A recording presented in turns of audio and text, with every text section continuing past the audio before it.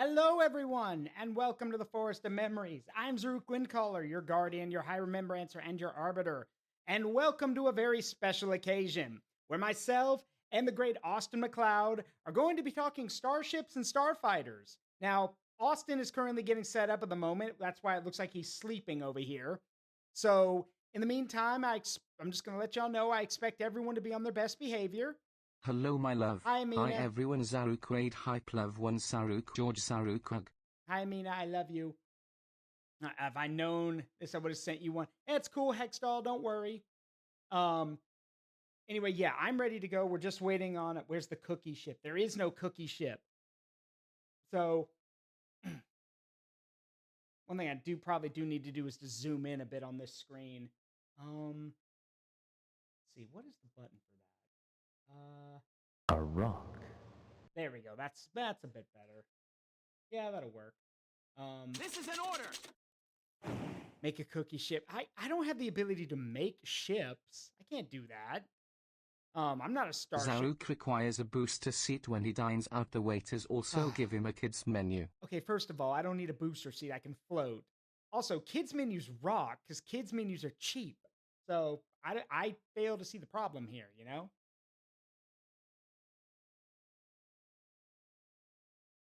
We go. Just had to make a move over here a bit. So y'all can see Austin. There we go. Like a ship that was works making cookies, or a cookie ship. Who knows? Ask Meeps. All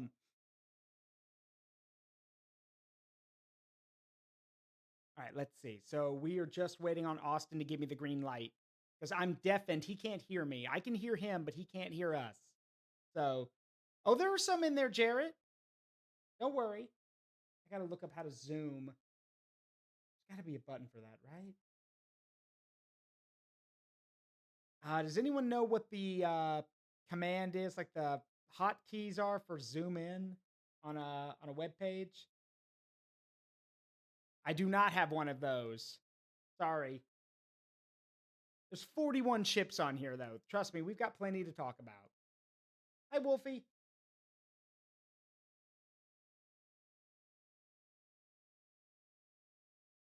Let's see. Hold the control key and press plus on your keyboard. Okay, hang on.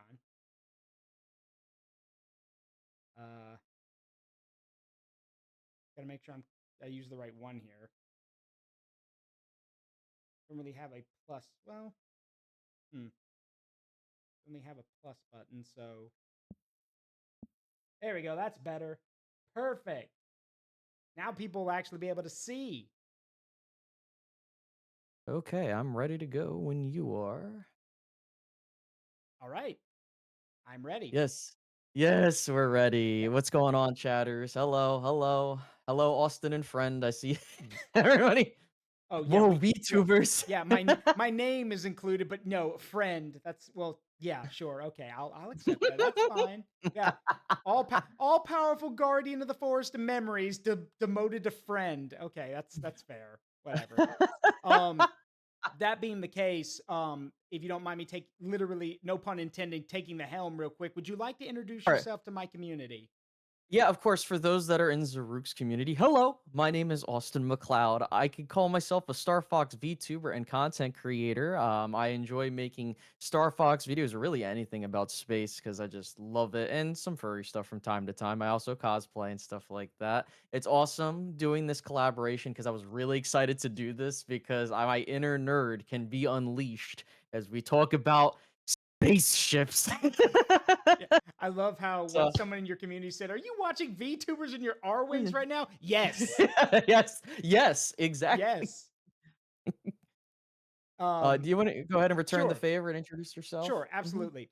Hello, everyone. I'm Zaruk Windcaller. I'm the guardian of the Forest of Memories. I'm a variety streamer that plays games with a strong memory connection to me and my community. It is an honor to call Austin one of my friends. I believe, I don't know how, I recall I stumbled upon one of your streams, and at that point I made that was the first stream I went to. And then the second stream, I saw you in the crystal outfit, and I dropped the ever running joke of, I'm going to get art of that with the music built in. And that's been a running joke ever since. Autism video. I mean, Yes, hello. I am the autism. I am on the spectrum, and We're I'm proud to literally, yeah, I'm proud to admit it. yeah. But yeah, no, I pitched this idea to Austin, like, "Hey, you want to review starships and spaceships and stuff?" And Like, he fuck said, yes. and as soon as he said yes, I was like, "Good, lock the door. He's never leaving." Um, Exactly. so, but with that being the case, I'll let you. You're the one who came up with the tier listing, so why don't you explain what how we're rating things before we get Y- started? Yeah, sure. So we came to the conclusion that there was two ways we could go about it. Do we want to rate them based off of how they are actually in universe, or do we want to just do it like if they're on a common playing field, which we kind of came to that conclusion. If I remember, we're going to rate them based off of a common playing field. Is that correct? Like, is that what we're So okay? we're basically going to be the first rating we're kind of giving them is how do they fare in their own universe, and then how do they fare in like in an open setting, basically compared to everything else, basically. Right, so that we could set the ground rules, Yes, and then what we're going to do is if you could see on my screen, you could see on Zaruk's screen, we have several tiers. We have legendary, combat proven, reliable, needs work, and scrapped. Now, give me 1 second. I just have to before you adjust it again. I just have to make sure, sure I have the display so people can see yeah, our beautiful tier list. hmm So, give me one sure. second. So, as I'm doing this to kind of Jesus Christ. So dear, thank you so much for the tier Wow, tier 3 three, subscription. nice. Jesus Christ, that's loud as fuck on my end. Wait, what is it? Caramel dancing on your end? Yes. I could kind of hear it. It's so loud, bro. And I do that on purpose. Everyone So, everyone knows which our wing is Austin's because it blares caramel dancing from time to time with the rainbow exactly. lights. Yeah, it's the Okay, so here's how it works. So starting from the top and going down, legendary is when the ship itself, regardless of what it is, can handle situations and has like any situation has no flaws at all. Like it's basically the perfect or close to perfect starship. Mhm. Then you have combat proven, right? Combat proven is it can hold its own in most combat situations, but it has flaws from being like a perfect, like legendary ship, things of that accord. So, like, okay, there's a couple things holding it back. You know, it could do great in these situations, but I don't know about this. So Mhm. that would be combat proven. Reliable is it's solid in most combat situations, but it's not meant for every single one. Mhm. And it has flaws that make it stay in this tier, like more so than the combat proven. Yeah. Now, needs work is it's not totally useless, but it needs to get back in the lab and get some upgrades or go into the hangar and Mhm. get some new parts. And scrapped is literally like unflyable. Like you Yeah. cannot fly this thing in any combat No. situation or you are going to die. Yeah. Yep. So, and we grabbed, so basically, I grabbed a bunch of ships. Austin grabbed a bunch of ships. And what we'll do is like, let me put it this way. If it's got the name under it, that means Austin gave it to me. Now, some of the ships he picked, I also picked. But Mhm. we didn't want to overlap them. I've got people saying, should have picked ships from this and this. Well, okay, to be fair, I don't know if you did, in my community, I told y'all we were doing this and I was like, "Hey, if you've got ship ideas, toss them my way." So, yeah, I don't know if you did that, but I did. No, I just picked mine straight up. And by the way, Blue Bomber, you are not late. We just are about to get started. So Mhm, anyone that's coming in, you didn't miss mhm. anything. So Okay, so here's what. How about this? Why don't we I'll pick the thing off the list, and then we'll take turns on like leading leading their point. Like I can start for the first one, and then on the next one, you can start like what you think it would be. So yeah, we can go that's back. like in terms of like where it'd be on the tier Yeah. list, you're Yes. saying? Yes. Yes. Okay, Yeah. that's And fine. thank you for the follow, dear Valentine. Welcome to the Forest of Memories. Please make yourself at home. All right. So with that being the case, how about we? They're probably thinking, "Oh, he's going to start with a Star Fox shit." Well, too fucking bad. I'm not. No, we're not starting with No, that. That's we're going to start with the Raven's Claw, which is again, I'm not putting it here. I'm just so y'all can see it. So I'll start. Do you know what the Raven's Claw is? um I know Ravenclaw from Harry Potter. Okay. So the Raven, for those who don't know, the Raven's Claw is Kyle Katarn's personal ship from Star Wars. He had an older ship called the Moldy Crow, and it blew up. So he got the Raven's Claw. This is a basically think of it like a spec ops stealth ship. It can Mhm. basically do, not only can it fly in atmosphere and in space, it's capable of outrunning like out just dodging and outrunning a ton of ships in the setting. And it may not be able to carry a lot of stuff, but it's a smuggler Oh, ship. this is the Jedi out sorry to cut you off. This is the Jedi Correct. Academy ship. Oh, I was like, Yes. the name jogged my memory. I'm like, Yeah. "I know this name." Correct. That yes, it's the one you fly in Jedi Academy. Yeah, Sorry. that Kyle Just takes you wanted to make around sure. in. Yeah, this is Kyle's ship, second ship. So the Raven's Claw, it is armed. It is a combat capable ship. But the main thing about the Raven's Claw is that, as Kyle himself put it, if you need to get somewhere, get in, get out, and have nobody know you were there, you get the Raven's Claw. So me Mhm. personally, um, I personally find it to be so to start off, for what it does in the universe, it is a legendary ship because it is like Mhm. Kyle says, it's a stealth ship. It can go anywhere, do whatever it needs to do. It is not built for combat. It is meant to get a Jedi master and his Padawans or other people where they need to go. And we also know that it can fight Jan Ors, Kyle's partner and later love interest, can take the ship into combat, and she's fought Star Destroyers with it. So it is capable of doing that. But for what it does, and just because, and also I'm totally not biased because Kyle Katarn is my favorite Jedi in Star Wars, um, I want to give it a legendary rating. Okay. I guess for me, like, are you talking about, like, in universe, or are you Yeah, talking we're about starting with in universe. Yeah. Oh, yeah, no, without a doubt, I think it definitely deserves that. Like, if we're talking about this it's not a it is classified, I would say, as a shuttle. It's basically a shuttle. It's about the size of, I would say, like, like a shuttle. But I know it has laser cannons, and I Hmm. believe it has two proton torpedo Yes, launchers, if I it remember does. correctly. Yep. So I do know that in universe, it's one of the best ships, lore wise, that I Hmm. recall. I've been playing the game, so I would give it a legendary Yeah, I status just in real yeah, universe. I just realized the way you described it, it's literally like your shuttle versus the shuttle she tells you not to worry about.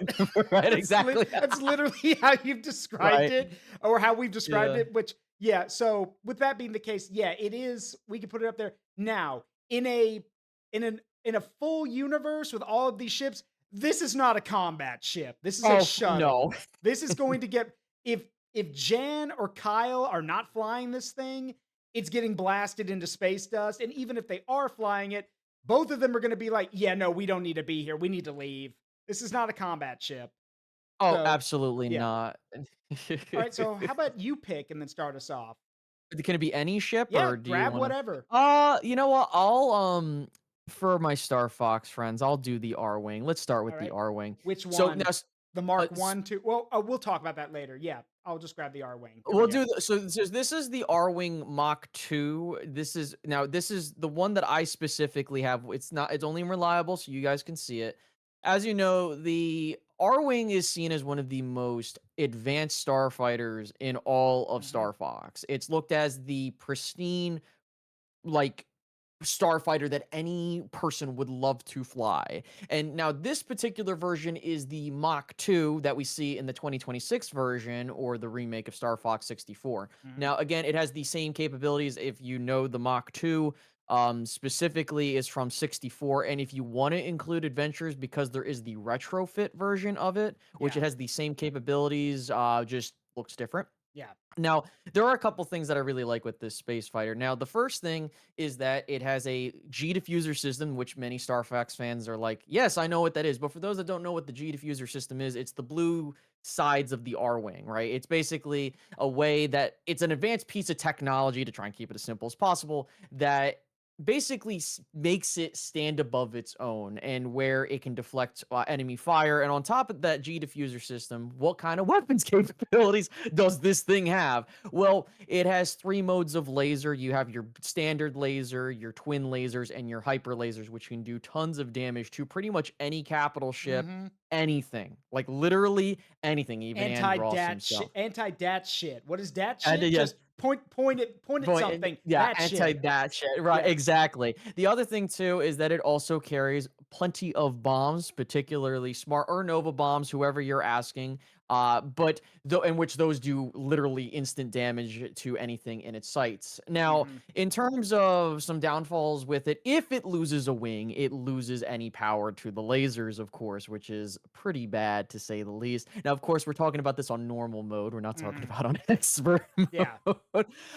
But in terms of in universe, it's obviously legendary. It could take on pretty much any situation. It's gone up against in this particular setting of it, it's gone up against not only Andros's entire armada in military, it's gone up against another fighter that you will see on here, or actually, I think another one. I don't know if I see there is the other one. So there's two fighters on here that Mhm. you will see. Yeah. Now the thing too is it's hyper very maneuverable, and just so you know, there's only a handful of these. Yeah. Okay, there's only 4 currently in existence. So it's a very rare ship and it's very expensive. Now, for me, I would put it in legendary, obviously, Mhm. because I mean, who the hell would not put the R-Wing in Yeah. legendary? Because realistically, the only thing that's stopping this thing from not being good is the pilot itself. Yep. Because if you lose the wing, like, because you can really only lose a wing if you crash into shit, Yeah. honestly. Um, Now, did you wanna say anything on your Yes. end about Yes, it I as do. well? Sure, go And for it. as you said, he goes like, "Who wouldn't put it in legendary?" Me, I would, because. But before people get their blasters and their pitchforks out, let me explain. So there are 3 versions of the R Wing. The R Wing Mark One, which was basically, I think, now called the prototype R Wing, which is the one we see in the original Mhm, SNES Star Fox. Then we get the R Wing Mark Two, or R Wing MK Mark II, which is the one we see in Star Fox 64 and in the new Star Fox game that came out, and along with the mhm, retrofitted version in Adventures. And then the Mark III R Wing, the most advanced model, is the one we see in Assault. Here's the thing.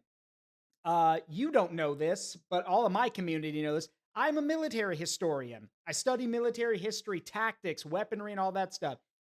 And Austin's correct. In its own universe, the R Wing is the premier, is the end all be all starship. However, the problem is, like he mentioned, the price.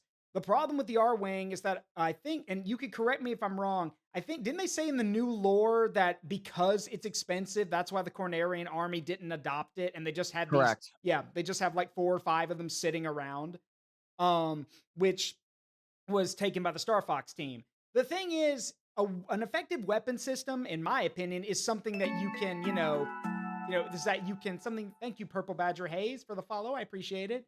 A weapon system is something that you can mass produce and be able to repair quickly if it's damaged. Now, yes, in its setting, I'm willing to say it. Yes, it's a legendary ship, but outside of that, I'm only putting it at combat proven because if this thing gets damaged and you don't have the parts sitting around for it, well, guess what?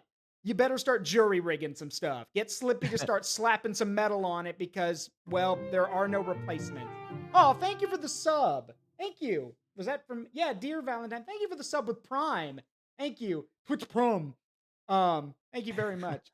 Um, but yes, I do agree with you. Now, personally, I'm biased. I think the R Wing Mark III is the best version, but I'm biased.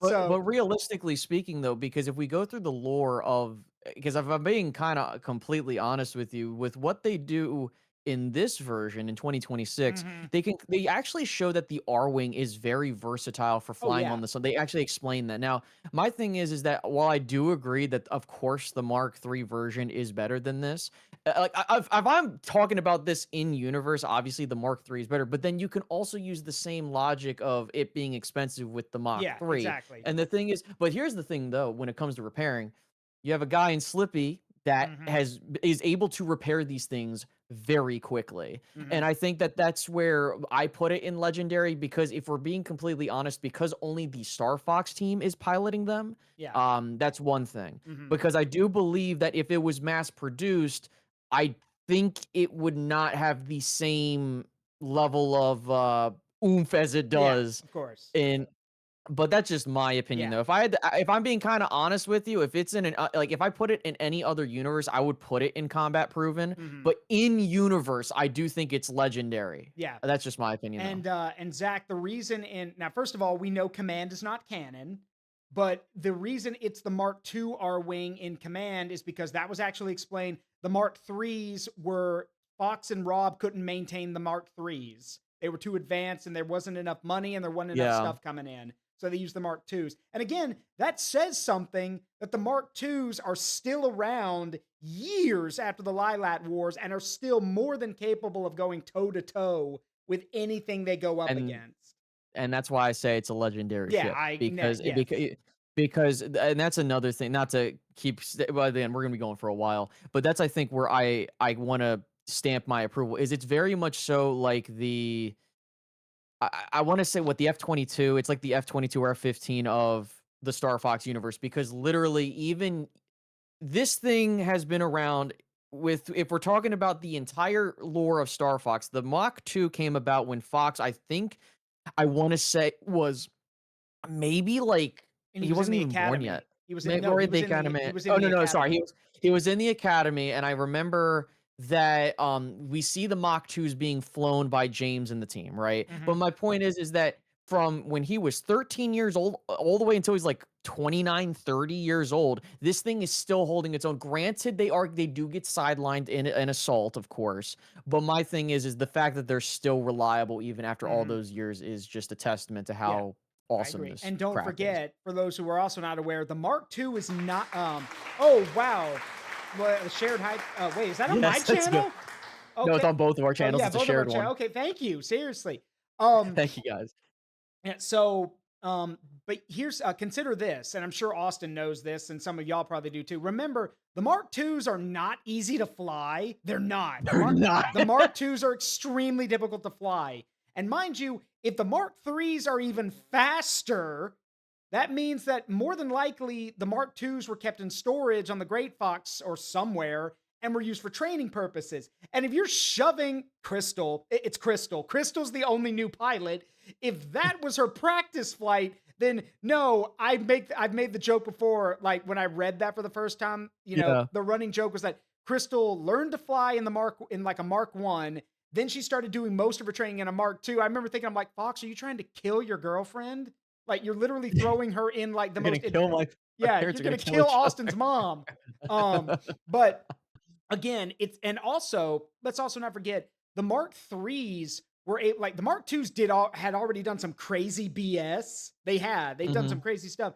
And if the Mark III could do even more than that, then yeah, no, it makes sense that if you can't maintain the Mark IIIs, you can go back and be like, well, the Mark IIs are over a decade old and they're still swinging, so why would we change them? Right.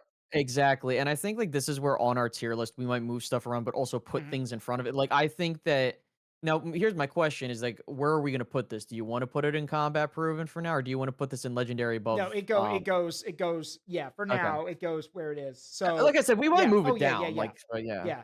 So it's my turn.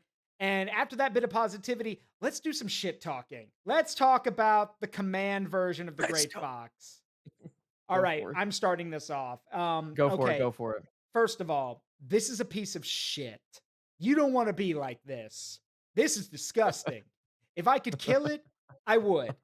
But it's because, but again, murder is wrong. But I have thought about it. Here's the problem I have with this. For those who don't know your lore, the Great Fox Mark II.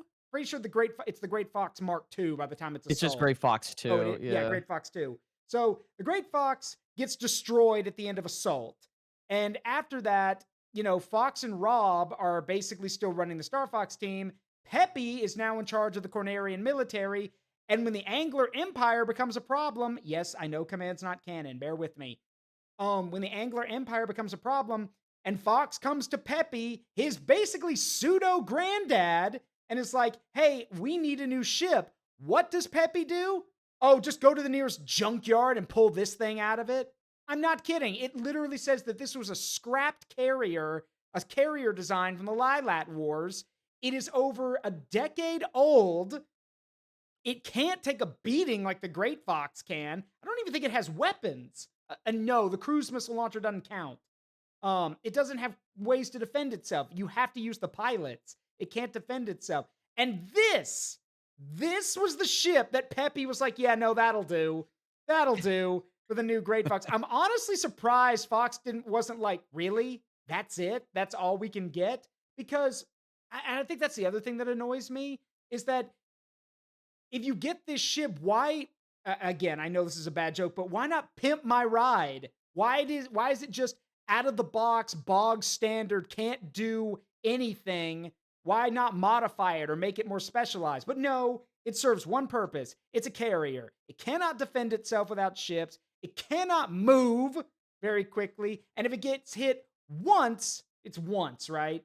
Like once or twice, it blows up. Correct. If either a wave of enemy fighters or it gets hit by a missile. Now the missiles that are in command are pretty large.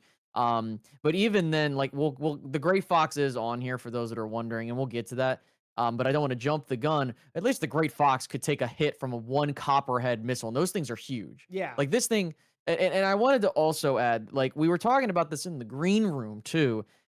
For those that don't know, Takia Imamura, who is the creative design, creative mind behind the whole universe of Star Fox, himself that it's not a personal craft, but Star Fox is using a rental model, and some other teams, including Star Wolf, have used the same model. I wanted to save Yeah, that for this stream which for is those that didn't also know that. which also Which is pisses worse. me. Yeah, which is worse because yeah, that means that Peppy loaned this ship out, and to me, I'm like, Peppy, seriously, Well, seriously, it's a the piece of junk.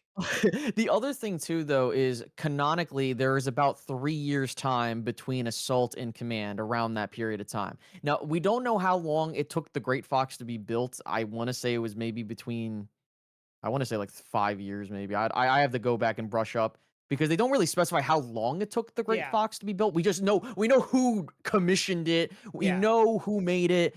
We know that. But going back to the Great Fox 2, the one thing that I will say, it does have some form of offensive capabilities where it can literally fire a fucking missile that will destroy an entire wave of enemies, no matter how large the wave of enemies is, which is hmm interesting for sure.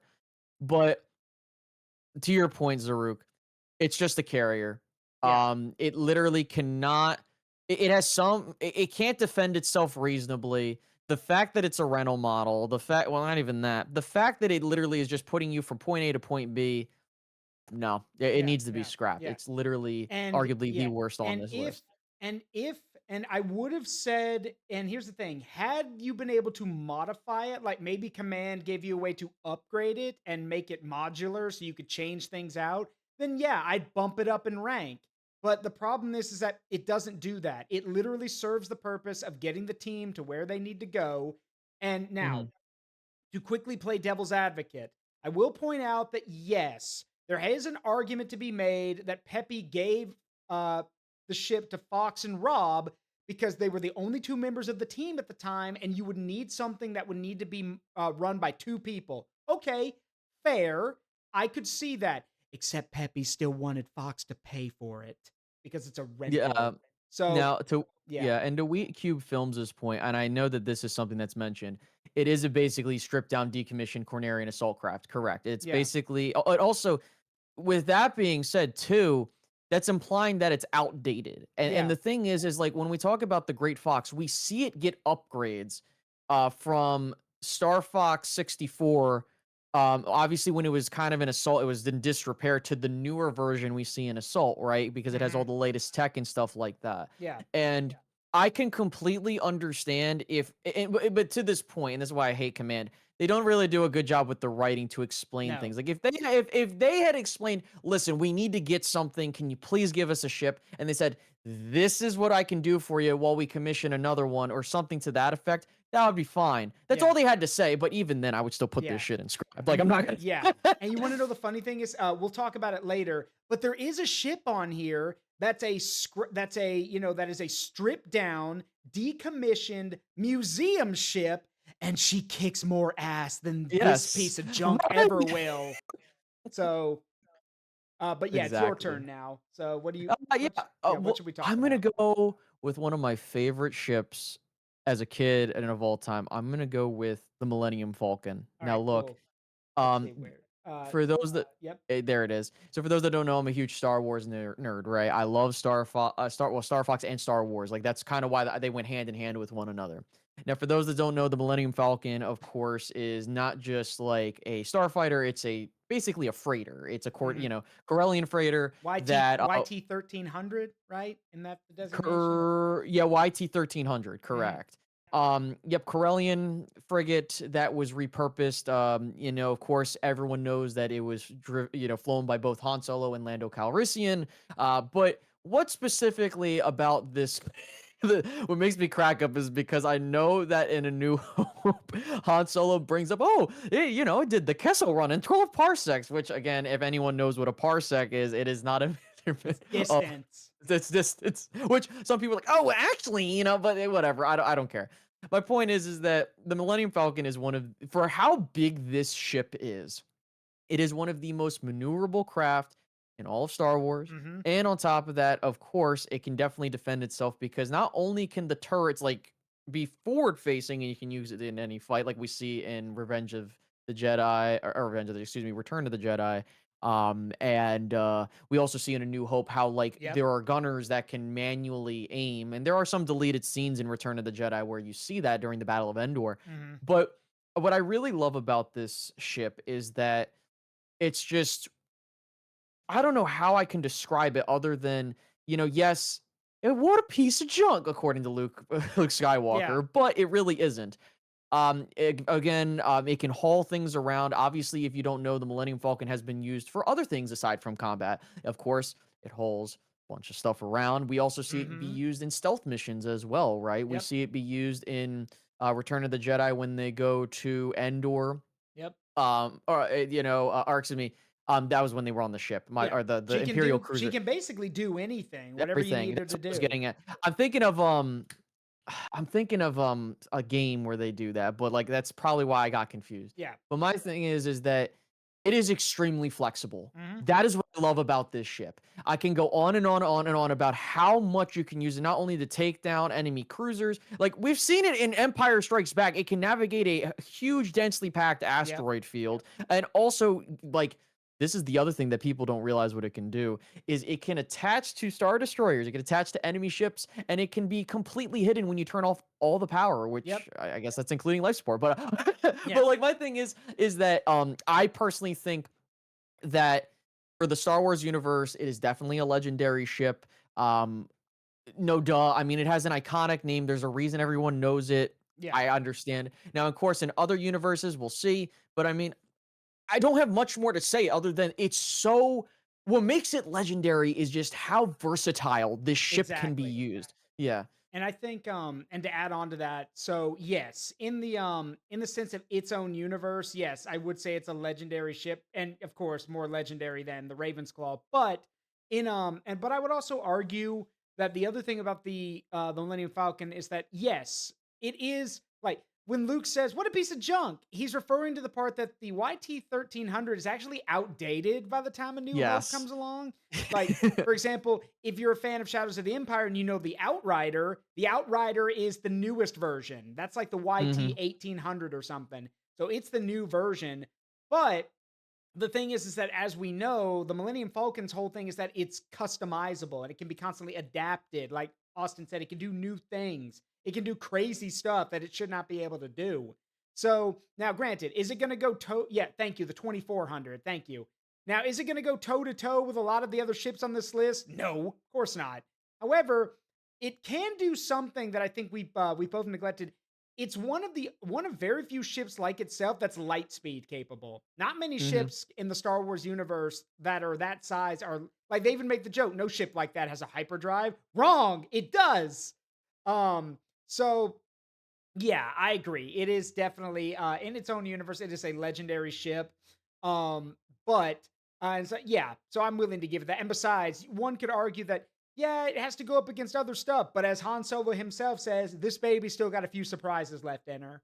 So yeah, Yeah. hyperdrive go burr. And we've seen, but the thing is we've seen the Millennium Falcon used throughout. If you want to go through all of the movies that we've Oh seen it yeah. in, again, it's kind of similar to how I talked about the R-wing, where you look at through the history and even how outdated this ship is compared to other things, it's still running strong Hmm. and it's been through a lot. And it's what always made me crack up. A side little note is in Return of the Jedi when they're going into the Death Star 2 to blow it up, and They in lose the Lando top part. they lose the antenna. They lose the antenna. It's just like so funny because then like I can only imagine what Han would be like. What the hell happened to the Yeah. antenna? Yeah. But Yeah.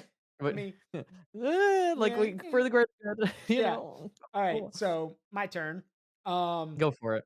All right, we're gonna oh boy. So this is where I make you this might be the end of our friendship. Because Mm, I'm about to make you hate me. I'm also mm. about to make your community hate me. Let's talk about the Cosmo Tiger special. Um so I'm let me pull up a better image than this real quick so y'all can see it. I will hold on a sec. Let me give me a sec so I can show you all this. I'm sorry. Okay, I'm sorry. I grabbed this and I was like, yeah, no, I need to show this god awful thing. Here you go. I'm sorry. So this is the Cosmo Tiger special from the what? Yeah, this is from Space Battleship Yamato. Um So, okay, preface, please don't kill me. So, this is a combination ship. It is the combination of Earth tech and alien tech. This is from Space Battleship Yamato. Um, so what this is, yeah, from the newer CG series, yes. Yeah, I Um, know. Yeah, for those that know, I know what it is. I'm not sure if my community is aware Yeah. of what this So yeah. So is. here's the deal about this thing. Like I said, it is the combination of Earth and alien tech, and basically what it is this starfighter. It is a starfighter. It can fly an atmosphere, but this is a starfighter. This is literally what happens when an Earth group of like aerospace engineers says, "Hey, we got this really fast flying frame. How many weapons do we gonna want to stick on it?" And the chief engineer shotguns an entire bottle of whiskey and says, "Yes." Because Yeah, honestly. yeah, because the Cosmo Tiger special has, as you can see, uh, has 18 missile launchers. Those are high grade missiles, by the way. We're talking like, very high grade missiles. We're talking like something that can punch through a capital ship. It has two railgun launchers on the side. And before anyone says, "Dear God, how do you fly this thing?" With luck. And here's the crazy part. These things are stable enough to fire all of these missiles without, getting thrown off course. And they're also capable of carrying exosuits. Like these things are strong enough to have an exosuit right on top of it. And Mhm. when the weapons are done, when the missiles are gone and the rail cannons are out of ammunition, they can be dropped off. Like you can drop them off and fly with a far lighter frame. And without the weight, these things are stupidly quick without the weight. We're talking like doing things that an Ace Combat protagonist does on a daily basis. However, that's not what they're for. They're literally meant to be the flying wall of guns. And for what they do, if you get enough of them together, you can literally make a wall of missiles that literally say no entry beyond here.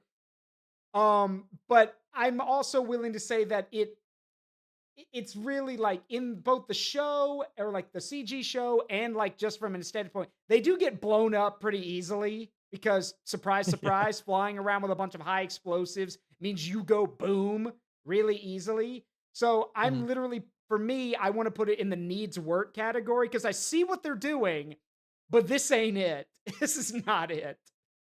No, I definitely understand. See, and this is the thing is that like, and this is one thing I never liked about it was it very felt like the one thing I will say that I liked about it is that if I remember from the was it the show? I'm sorry, Yeah, right? you're right. I Yeah. mean, I'm yeah, like I'm thinking because I thought they did a movie. And I was like, I thought they they did, did, but but it's from the show. Yeah, yeah, I'm like, brain, like, think, because I haven't seen it in a really long yeah, time. If I recall, like, one of the things I really like about it is that it definitely can fight alongside other battleships with yep. larger fleets. So it has that capabilities, which help boost it up. I think the thing for me is it's not as maneuverable as some of the other ships that we've talked No, it's about. not. I think it's definitely an easier target and closer, but it's definitely like it has its purpose for Mhm. sure, but, like, if we're talking about, like, it versus other craft, I agree. It Yeah. is going to need some work, but it does pack one hell of a Yeah, punch. it is And literally yeah, it's literally what you launch. it's overgunned. Yeah, Yeah, yeah, when yeah, you see another capital ship in the distance and you're like, "Hey, I don't wanna see that anymore." You launch the Tiger specials to, like, blow it away, basically. exactly. And that's kind of it's kind of the best way I could describe it. It's a certain version of a bomber, Yeah. basically. But again, with bombers, there are certain ones on here that actually are functioning bombers. But we'll talk about which ones are Mhm. better now. But yeah, I agree. It does need some work Alright, for sure. so your turn.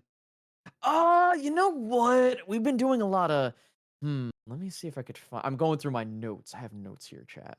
So, let's do okay, I want to do the saber, not my fiance and future wife. The saber from Halo. This is Okay. the for those that don't know, this is the I believe the F1000. I think Yeah. I see it right. F35. I have it in my note. Where did I have it as? Okay, here it is. The FSS Yeah, 1000 here it is. saber. Yeah, here it is. All I right. will, So for those yeah, let me pull up a there, picture of it for people. um This is the thing from Reach, right? Correct. This is the thing so for those that don't know, this is one of the missions where the whole excursion with their because they have the one super carrier, which we have. I think we have not a super carrier on. No, did I put a super carrier on here? I don't think so. But my thing is that there's a mission in Halo Reach where the Spartan team that you take part of, Noble Team, has to use these spacecraft to rendezvous with another frigate, which I believe is on this list as well, which we'll get to. I'm not trying to spoil it. And so what happens is you rendezvous at the space station above orbit, and you go and attack a smaller Covenant frigate, which you commandeer and use a slip space drive to Yeah. to blow up a Covenant supercarrier, but it was all for nothing Yep. because Slip the space whole rupture Covenant. Yeah, detected. yeah, Slip space right. rupture detected. Yeah. Here's the thing. As much as I like this ship, there are several flaws with it. Number one, of course, it doesn't use laser Nope. technology like the other ships that we have on here. It uses generic machine guns and missiles. Now, the missiles are pretty good, but we have seen how it does against the Covenant ships, which are shielded and also use Mhm. laser weaponry. So that's a good bar to show it has its own shields and stuff like that. However, the craft itself has to be launched from the ground of a planet, Yep. unless they're already in orbit, Mhm. basically. Yep. That's one of the things that I don't really like about it is that it is very much so limited in what it can do combat-wise. In fact, I know that well, I personally love that mission in Reach, by the way. It's one of my Same. favorite when you fly around to do it's Operation Uppercut, if I remember the thing. Mhm. Um, it's just I get so upset with this thing because I want it to be better than what it is, but for the weaponry that it has, it's okay in some combat situations and it's more maneuverable to where I don't think it needs work. Part of me says it does need work to take on the other things here, but in Mhm. universe it is reliable. Yeah. But again, there are things that prevent it from moving up in the Yeah. list. And you know what? I can agree with that. It being in the reliable section because yes, it does have to be launched from the surface of a planet. You actually have to use a full on like rocket like Yes. rocket setup to get it into orbit. However, once it's in orbit, it can fly under its own power and is more than capable of going toe to toe with a lot of Covenant shit like fighter craft and everything. If I recall, they mentioned in Reach that it's also a prototype. Like they were playing like Reach. Correct, it is a Yeah, prototype. yeah, which is why we don't see more of them later on in the series because they weren't able to finish producing them. But again, for what it does, it is really effective. Um, I love the angular design. I love, the whole thing of like the engines on the wings. And yeah, it does use like kinetic weapons and missiles and everything. But again, like that's kind of Halo's whole thing is that humanity is still using kinetics and all that kind of stuff. Now, personally, Mhm. it'd be kind of cool if we could mount a railgun or a Gauss cannon on the thing. But for what it is really effective. And it only like again, the other cool thing about it is that anyone can fly them. You don't have to be a Spartan to fly it. You can be as Yes. long as you're trained, you can fly it. So, and it does require a two-man team. You need someone to fly it and then someone to be, hey, Temphia, thank you for the follow. Welcome to Forest of Memories. You need someone to pilot it, and then you need a Wizzo, a weapons radar. Sorry, yeah, you need a weapons officer or a weapons operator in the back, basically Mhm. man everything, which is what George was doing for Noble Six. But yeah, I know I agree with Austin. This is a very reliable space fight, starfight or spaceship, and had it been mass produced, probably would have helped out in the later games if we had more of them. But whatever, it didn't Yeah. happen. So all right, so with that being the case, we've talked about some. Let's switch back over to another capital ship. Um, I wanted to talk about about the Iron Lady a little bit later, but I think now is the time. Let's talk about the Mhm. Galactica, because if talking about the Galactica means we get to kick the Command Great Fox again. Yeah, the horse is dead, but we're gonna keep kicking it anyway. Um, okay, so for those who don't know, I'm pulling up the thing right now. For those who don't know, this is the Battlestar Galactica from the series of the same name. This is the stripped down version of Galactica. This is like the museum version of her. So Galactica is one of 12 Jupiter class battle stars. She is the most famous of the battle stars. And if we had her, I did have a picture of it, but it wasn't a very good one. There is a version of her like from the first Cylon War, which has all of her weapons, all of her guns, and all of her Yes. Mhm. defenses. But there's not very many pictures of that. Instead, we're going off the one that shows up in the series in the TV show. And yeah, this is reboot Galactica. I And specifically picked this yes, one I for a agree. reason. Yes, no, I agree. Now, again, this is the stripped down Museum Galactica. She has like all of her systems are outdated. She still uses like manual fire control. She still uses like, radio communication throughout the ship to communicate with everyone. The fighters that she launches are old and outdated. However, this is where we get to talk about. However, this decommissioned museum ship kicks ass because wherever Galactica goes, she usually wins. She can Mhm. take on she can be outnumbered by 5 to 1 odds, maybe even more than that in capital ships. Her fighter crews can be outnumbered 10 to 1, but they still win because, well, Galactica's that tough of a ship. She's also one of the only ships I think we've got in this list. She has no shielding. She's just got armor. She's covered in thick, thick, heavy duty armor, and she's also got something that a lot of the other things here don't have: anti-air systems. She has massive flak batteries that are good at shooting down fighters and missiles. She has both close in weapon systems for anything that gets too close. And if you have not seen, and this is something y'all need to do for homework, I don't want to tell Austin's community what to do, but I think he'll agree with me. This is worth doing. Go look up on YouTube Galactica firing all batteries, like all of her weapons It's firing at awesome. once. It is beautiful to see. Like it is a sight to behold. And now, as cool as she is, I'm not going to put her in legendary, at least in my opinion, because at the end of the day, she is not invincible. She does get beat up on, she does get damaged, she does get scarred and blasted. But the thing about her is that, and the last jump she makes, FTLK, she breaks her own back. Like the ship's dorsal spine breaks after making the jump, and she survives the jump, but as they say, she's broken her back. She'll never jump again. Um, Yep. but she is, again, I call her the Iron Lady because wherever Galactica goes, the Cylons think, ah, shit, it's that one. So yeah, to Mhm. me, she's a combat proven ship. That's just Oh, me. I agree, and a couple things to add on that people don't know.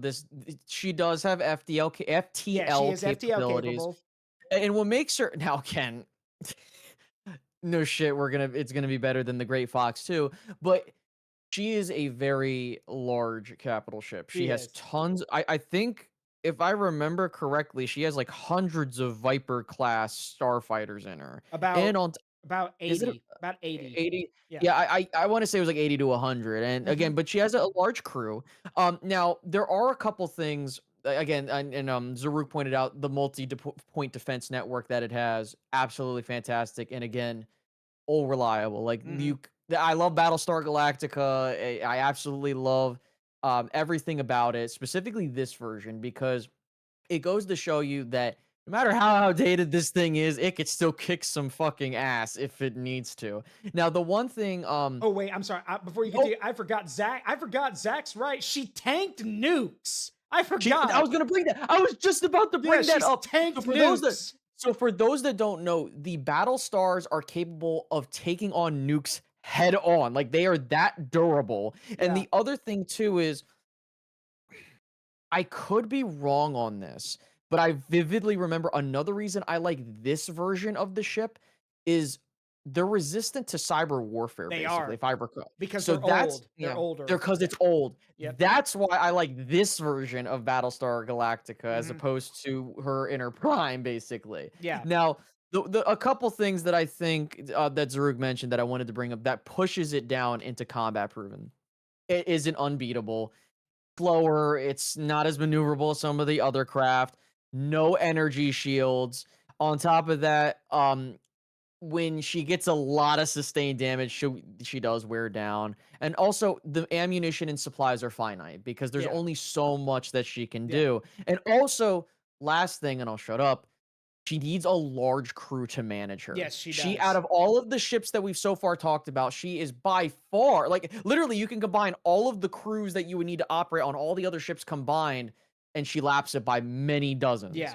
and plentyfold. You need a So again, yeah. You need a yeah, crew of you need a hundreds to maintain correct. Galactica. And so again, I still think she's a great ship, combat proven, but not invincible. Yeah. So that's why I'm not putting her Mhm. in legendary for a capital ship. Yeah. That Now it is should be too. mentioned that Pegasus, which is the Mercury class battle star that shows up in the show, Pegasus fixes a lot of the problems we've mentioned. Pegasus is bigger. She has her own, not only does she have her own internal systems, which means that they can literally manufacture fighters, ammunition, and material on board the ship. It Mhm. also has VR training so they can train new pilots, something Galactica can't do. And Pegasus also has more guns. Pegasus can actually be offensive, whereas Galactica is more defensive. The problem with Pegasus is, though, is, well, like Austin said, the crew's even bigger. Pegasus has even Right. more people on board.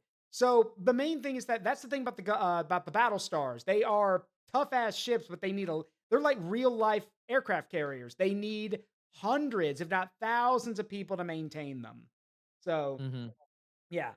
So oh, Yeah, yeah, go again, ahead. anybody that knows me, we do have another ship on here from Battlestar Galactica, which we'll get to Yeah. later because again, anyone that knows me knows that I love this particular series because there's just things about the way the universe like that's the thing what I love about sci-fi is like when you do certain things in lore that like Halo for example, right? Like Halo, we're talking about 2500 and they're yes, they have faster than light travel, but they kind of explain it, but they're not using full on laser. I'm talking about Mhm. humans, by the way. Yeah. But like that's the things that I absolutely love about it. Now, are you ready to move on? Or are we Yeah, go ahead. good? What's your next Okay. one? Um, let's go with I think this is a starship everybody should know about. We'll keep it in the cruiser section. Let's do the USS Enterprise. Okay, the Um, classic Enterprise.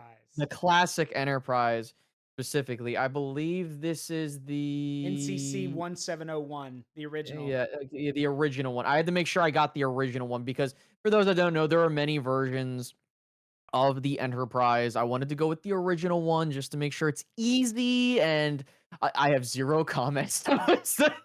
um, obviously, the Star Trek universe operates a lot differently. Yeah, yes. It's Yes. so I think we need to kind of specify that as well. So of course we know that it uses so, does it just use I'm trying to remember because I haven't watched Star Phasers. Trek in original Phasers. phasers. I'm Phasers like, and what is photon the torpedoes. term? Phasers What and is photon this? torpedoes. Yep. And yes, I love what. Yeah, Zach. Yeah, NCC. Yeah, NCC 1701. No bloody A, B, C, or D. This is the classic. Yes, this I absolutely love this particular version. I'm just pulling up my notes Yeah. for it because, like, again, like I said, I have not watched Star Trek in a really. I actually am one. I'm not sure what your favorite version of Star. Mine is the Next Generation. I love the Next Generation. Yeah, That's I my Deep personal Space favorite. Nine is my personal favorite. Yeah, gotcha. So this Okay. is the oh, Yeah. sorry, I was gonna say, so real quick to Mhm. specify, this is the original Enterprise. I know some people are saying, oh, Enterprise A. No, no, no, no. This is the original Enterprise. Enterprise A would have the big blue light on the center point right Correct. here. Because A is the Constitution class refit. This is the standard Constitution class. So this is NCC 1701 from the Yes. like from Captain Kirk's time. Captain Kirk time. Like, so because again, like I know some people be like, oh, but what about this version? I'm like, no, because if we did that, I could be gone here for like 4 hours talking about each version of the Mhm. Enterprise.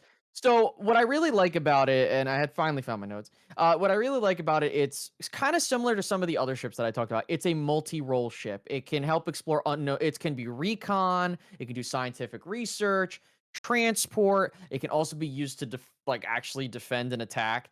But it also has a warp drive, so it doesn't use like hyperspace, right? It uses warp drives, like where it warps the space around them to travel longer distances. It's a Mhm. different form of FTL for those that don't know. Now, the other thing too is it has the phaser banks, of course. It has the photon torpedoes.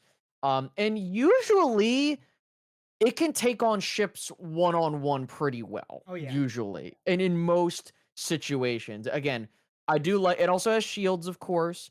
Um, now the one thing I will say that I think makes this ship very unique is the crew that it has is one of the most elite sets of crews Mhm. amongst all of the other individual ships. Now some of them are just one pilot, so I get it. So like but if we're talking about the best version of each pilot of each of those ships that we've already talked about, this has arguably one of the best casts Yeah. of characters when Oh it yeah. comes to because you got Captain Kirk, one of the best leaders in sci-fi history, in my humble opinion. You Mhm. have Spock, one of the most intelligent minds in sci-fi history, I would Mhm. say. I think you got McCoy being the medic, and I believe Scotty Is the is engineer. Yep. the engineer. Now, And Mr. of Sulu. course, And Mr. and Sulu. Mr. Right, and I forgot about him. Jesus. Now, one thing I will say about this, where I think I would put this, I would say in. You could argue it's a legendary ship based off of Well, that. I A would couple of. Go go ahead. ahead. Go ahead. Go I ahead. was gonna say one of the things that I don't like, of course, it's a bigger ship, so it's not as maneuverable compared to some of Mhm. these other ships. Now, you might say that kind of goes in the same line of Battlestar Galactica, but I'm like, okay, well, hold on. The thing is that the the thing is with how the ship is designed, there are certain sections that you can easily take out, and the ship can be Yep. incapacitated. Yep.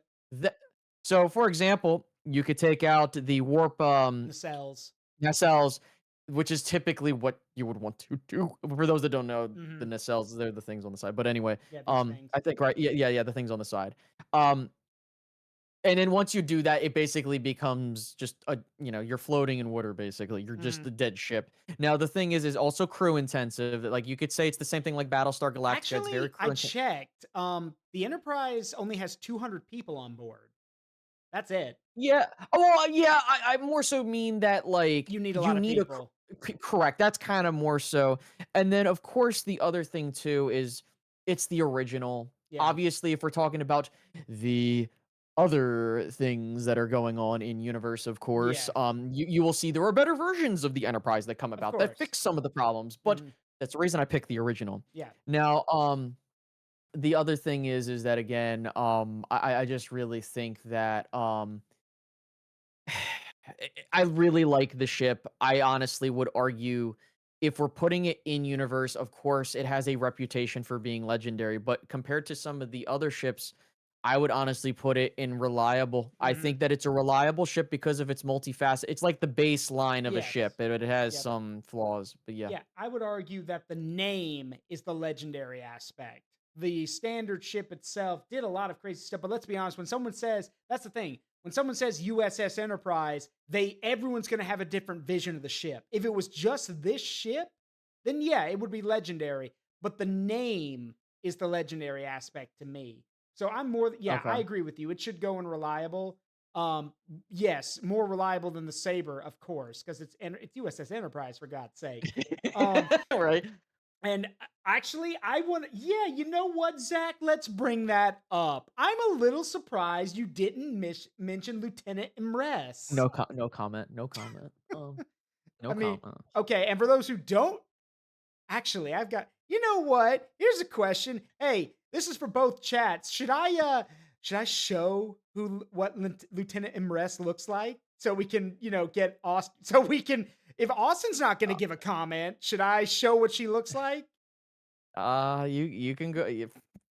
Hold on. Let me see if I can find a picture. I'll get one too. Yeah, yes, show. Yeah. Show. Okay. Okay. I think I know. Okay. I think some of you already Lieutenant Dan. Yeah, Lieutenant Dan. No. Um hold on. Let's I'm see. gonna I'm gonna pull up There's a reason I did not bring her hang up. on. I'm But yeah, pull her up for both streams yeah, I if you will. could. Hang on. Let's see. Yeah, there we go. They're like, yeah, show that Yeah, there shit. we go. There we go. We don't talk about that, okay? I really am trying not to get in trouble. I'm not getting sent to the doghouse again. But yes, that's exactly what they look. Yeah. Fun fact, by the way, she actually had a My thing. wife. Yeah, fun fact, she had a thing for Scotty in the TV show. Yes, that I remember, but we don't talk Why are about you horny bonking me? I'm not the it. guy. Listen, I'm just here. I'm just here. I need to Starships. okay, hang on, exit full screen so I can get rid of this. There we go. So yes, now she is technically canon. Technically, all the- okay, yeah, she is technically canon, and yeah, people make the jokes about horny cat girl. That said, the thing is, if it wasn't for her being in the animated series, she was actually the first of a new race that was introduced to Star Trek. Right. So That I remember. Yeah. yeah. Mhm. And yes, I am a married man. I am married, but I can point out the fact that, oh, and also I have to make this joke. Um, I'm sure some people are going to know about this joke. I mentioned Mr. Sulu because there's this comic where Spider-Man is talking to Doctor Doom, and he goes, "Warp speed, Mr. Spock." Sulu. Huh? Sulu set their speed. Like Doctor Doom corrects That's Spider-Man, and I'm like, Yeah. of course, course. Doctor Doom is a Star Trek nerd. Of course, Yeah, he right? is. He would be, Yeah, of course honestly. he is. All right, and yes, you can. If it wasn't for Imres, we wouldn't have that cat doctor from Lower Decks, whatever her name is. Mhm. Which I've seen a little bit of Lower Decks, and I love that cat doctor lady. She's hilarious. How Uh, dare you insult my favorite show? Dr. Tana. Thank you, Dr. Ta'ana. Yeah, but yeah, how dare you insult my Yeah, basically. All right, so my turn to pick. Let's Sure. see. You know what? Let's stay in Star Trek for a bit. Let's talk about the Defiant, USS Defiant. Um, so while I pull up a picture of this, so this ship goes by many names. It is most commonly known as USS Defiant, but its other name is Ben Sisko's Pimp Hand, because for those who don't know, Benjamin Sisko. Yeah, I knew it. I knew some people were gonna say Cisco's pimp hand. Yeah, so to explain, okay. So how much do you know about the Defiant? Real quick. I know a decent amount if I Okay. recall. So Yeah. the Defiant was the pet project of Benjamin Sisko. Sisko, who's the main leader of Deep Space Nine. Sisko was at the Battle of Wharf 359, where the Borg kind of blew up a ton of ships and everything. He survived, and afterwards basically decided that he was going to dedicate the rest of his life to killing the Borg. And so they made this. By all accounts, the USS Defiant is the first actual warship built by Starfleet, because Starfleet doesn't build warships. That I remember. Yep. Yeah, this is a warship. This is a warship. It does have shielding, and heavy ablative armor to absorb damage. It also has a cloaking device, which is super illegal. But Cisco stole one and basically added it on board. I believe the term people jokingly say is that it's a set of guns strapped to an engine, basically. and it basically has 4 pulse cannons along with proton torpedoes. Yeah, it's a tough little ship. Little.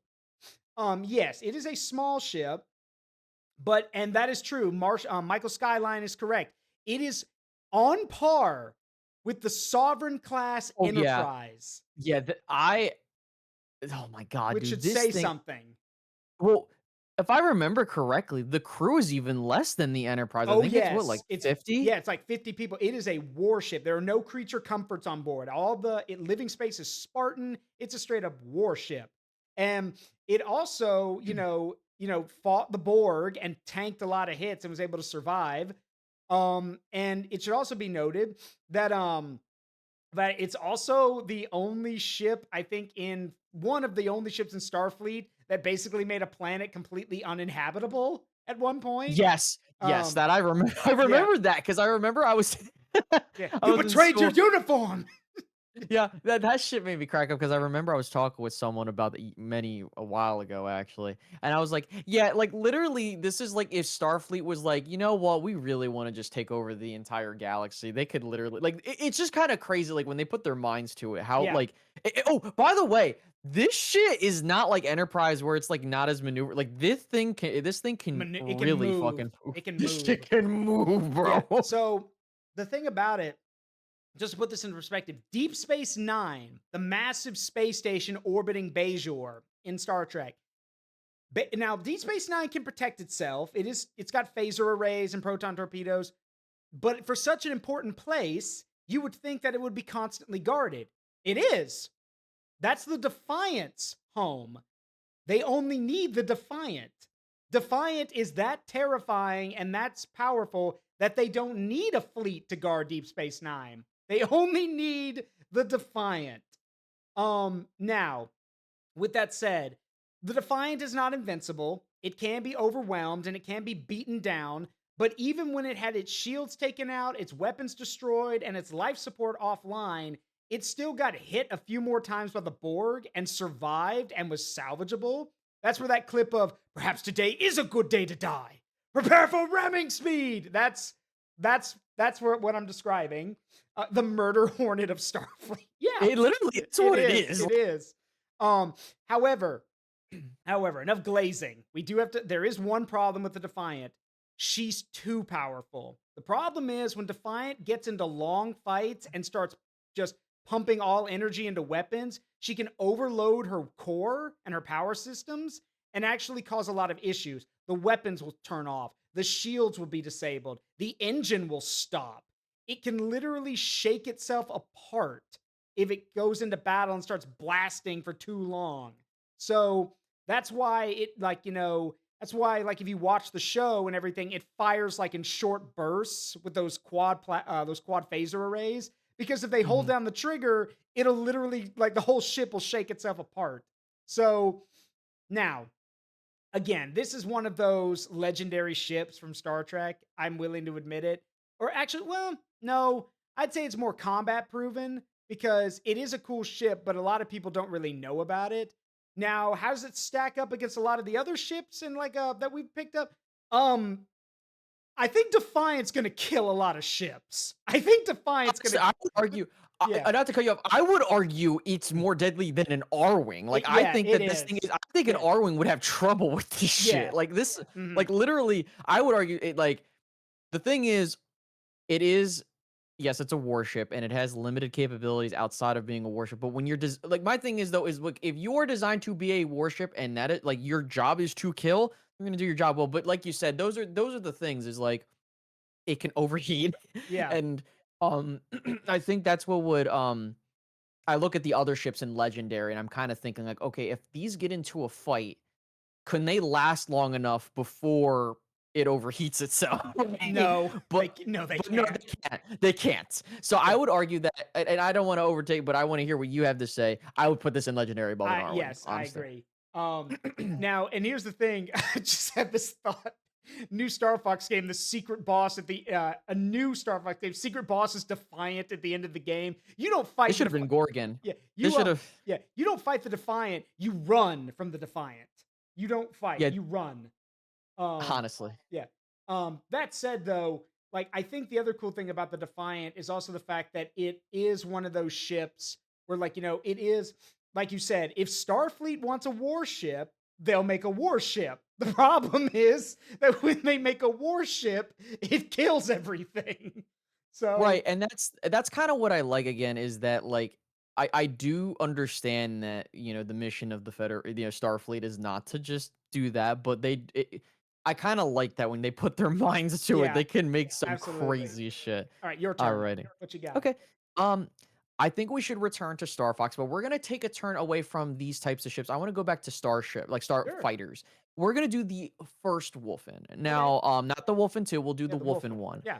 So the thing is with the Wolfen 1, there are a couple things that obviously makes it a dangerous fighter, but of course there are some downsides. Number one, it is more powerful than an R-Wing when it comes to the overall capabilities of this thing. It has powerful laser cannons, high damage output.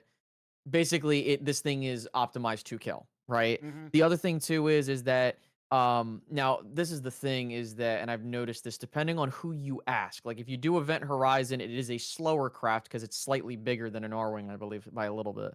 Now the thing is that you could argue that it is on par with the R-Wing, right? Now here's the thing though, I would disagree with that. I think that the thing is the R-Wing is more versatile than a Wolfen, right? Hmm. Because the thing is that the Wolfen is meant to kill and not really do things long term, basically, Hmm. from what I remember. It's basically supposed to be you show up, do what you got to do, leave. We could see that we have not seen the Wolfen in situations with like the R Wing, like going to Solar, for example, right? Or going to well, we've seen it go to the Operate Homeworld and do what it did, but then again, the thing is that, like, I don't remember that version of the, I don't know if that's the next version of the Wolf, and unfortunately, that's escaping my Yeah, mind. it Then it Assault. is. It's the Wolfen Mark III. It is. Thank you. Okay, I thought it was, and I was like, so that's why I'm talking about the first Wolfen. And I think that the other thing too is it doesn't have, to my understanding, it doesn't have smart bombs. It has some charge shots, but it's pretty like cut and dry what it is. Hmm. Yeah, and to Delta Zero's point, it is a hit and run fighter, Yeah. and that is, I mean, it does its job well, but then when it goes up against the R-Wing, Fox can solo all of them Hmm. basically, which again you could be like, well, Yeah. Austin, that's basically the player's no, that's no, because you can clearly see when you're in combat, like all it takes is just a couple hits, even from standard lasers, Yeah. regular lasers. But yeah. The thing about the Wolfen is that the Wolfen is, if we're going off how it would be termed today, the R Wing is a multi-role system. It can do a little bit of everything, Mhm. and it can be changed to fit the situation. The Wolfen is a air superiority interceptor. It comes in, Right. basically slashes its way through everything, and then breaks off because it can't really stick around. Because let's think about it for a second. Think about how we encounter Star Wolf in almost all the games. They literally show up flying out of the sun, or flying with the sun to their backs, or they dive in on us to make an attack run. And fun fact, that's actually what you're supposed to do with these kind of ships. You come in, make a quick pass, and then you break off because these things are fast. Like they're fast. And what they're supposed to do is, have you ever heard the term boom and zoom? Yes. Okay, Uh that's huh. what these are supposed to do. You're supposed to go in, slash your way in, and then zoom off. And imagine how much tougher it would be to fight Star Wolf if all of their Actually, attacks were slashing oh, attacks. that's actually what they do. If you play Star Fox 2, that is exactly what they do in terms Yeah. of their formation. They fly towards you, they zoom off, and then they come back around. Yep. So so that even if you want to say that that is also a version of this, that is if you really don't know, that's the exact attack pattern they Yeah. take in that game. Yeah. That's what they're supposed to do. Because see, um, this is where I get to be a nerd. So interceptors, which is what the Wolfen is, interceptors are maneuverable, fast, but they trade defensive ability. And basically they get a lot of firepower. They're pretty maneuverable when they need to be, but they're quick. But the thing is, they're not designed to fight other fighters. They're designed like they can if they have to, but interceptors are supposed to come in, slash their way in at full speed, and then use that speed to get altitude or like to break off and then come back in again, like they do in Star Fox 2. So the thing here is that think about it for a second. like I said, in Star Fox 2, Star Wolf is actually pretty scary because they keep using that slashing technique on you. But in the other games, they get into a dogfight. And the problem is that the Wolfen is not meant to dogfight. Yes. It can, but it really shouldn't be going up against the R Wing, which is a master, which basically looked at the level up system was like, I'm going to put all these points in maneuverability. And because think about it, what is, you know this, what does Wolf say when you do a somersault on him? He's like, what the fuck? No, he's like, Yeah, what the heck? Like, yeah, or like because he's something to not, that. he's like, wait, how did you do that? How can you do that? Because his ship can't do that. Yeah, so now, that being said, one thing I do love about the Wolfen is I love the fact that rather than having the weapons mounted, internally, they're just like, nah, strap the guns on the outside. So, and you'll notice that they're lined up with the nose. So again, when these things come, when the Wolfens come in screaming, they basically just have to line up when they're coming in, fire, and then break away. So, which I imagine, like, I don't know who it was who said it earlier. The Wolfen's almost like the TIE Defender from Star Wars. It's this really expensive, really rare ship that you're only going to give to like ace pilots and everything. Because I think you'll agree with me. If Star Wolf was sent out to attack a Cornerian fleet, they're going to rip that fleet to shreds. They're going to rip it to shreds. But as we've seen in the game, Star Wolf, and you can chalk that up to some of the pilots not being up to snuff. Andrew, get the hell out of here. You shouldn't even be a pilot. But wait, actually, side note, that reminds me. I heard a rumor that confirmed this for me because you played the game. If you do the hard route in the new Star Fox game and you fight the Wolfen 2, is it true Andrew's in a neck brace? Yes. So what you have to Why do? the So hell what are you they letting him fly? So they fix this. So they fix this. So what you have to do is you have to encounter Starwolf on Ficina first, beat them, and then do the hard route. Okay. And he is wearing He's wearing a wearing neck a neck brace. brace. It's the funniest one out of the bunch. They're letting him fly with a. They really don't care if they're letting him fly with a neck brace. That's literally like being Honestly. like, yeah, no, we know your neck is probably in about 4 different pieces, but you need to fly anyway. So, Oh, but that said, I'm willing to put the Wolfen in combat proven I because, agree. yeah, for what it does and what it is good. It's just a shame it was going up against, the R Wing, which is designed to be better than the Wolfen in the areas where the Wolfen is weak. So, Exactly. now, is it better than the Galactica, though? Because I would say no. yeah, I don't think yeah, so. go ahead. I'm gonna be real with you. I'm just gonna be Mhm. upfront and honest. If Star Wolf attacks the Galactica, Galactica's blowing them the hell out of the sky. So No, well, because we got to think there's only 4 Wolfens, yeah, and on top of that, if we're talking about, are we just talking about the ship or like everything no, with the ship? Because we're just talking the ship, not the Vipers, just the ship. oh, yeah, I think that they're fucking Yeah. mogging the goddamn Wolfens, dude. Mhm. Like it's no match. Yeah. So, but I agree. So my turn. Yeah, go for it. Okay. Well, why not? Let's keep the train going. Let's talk about the Wolfen 2 because I got Yeah. stuff to say. Okay. Here's the thing. For game purposes, yeah, the Wolfen 2, while I pull this, the Wolfen 2 is basically the tougher ship. It is. But God, this ship's ugly as hell. I'm sorry. This is a really bad design. I'm sorry. It is. It is hella ugly. It's Oh my hella God. ugly. And it's like they looked at the Wolfen and were like, okay, we need to fix the maneuverability problem and we need to make it more durable. What do? Why don't we give it more wing points? Like these more More jagged wing. edges, which by the way, make your ship less maneuverable, moron. See, here's the thing. The silver parts, that's actually a good start. That's actually a good start right there. If they'd kept the silver parts and then maybe added like some more triangular, kind of like the normal Wolfen one, more triangular facing areas, I could see that. Because with those wide wings, they've kind of done what the R Wing does. They've got wide wings for maneuverability. But this. Also, doesn't it have 2 engines? I vaguely recall it having 2 engines. I believe yes, it has 2. Okay, that makes your ship even heavier, but sure, strap on 2 engines. Fat lot of good it did 'em. I can humbly say shooting them down. I saw no difference in shooting them down on Venom 1 and Venom, like in Fachina or on Venom 2. I saw no difference.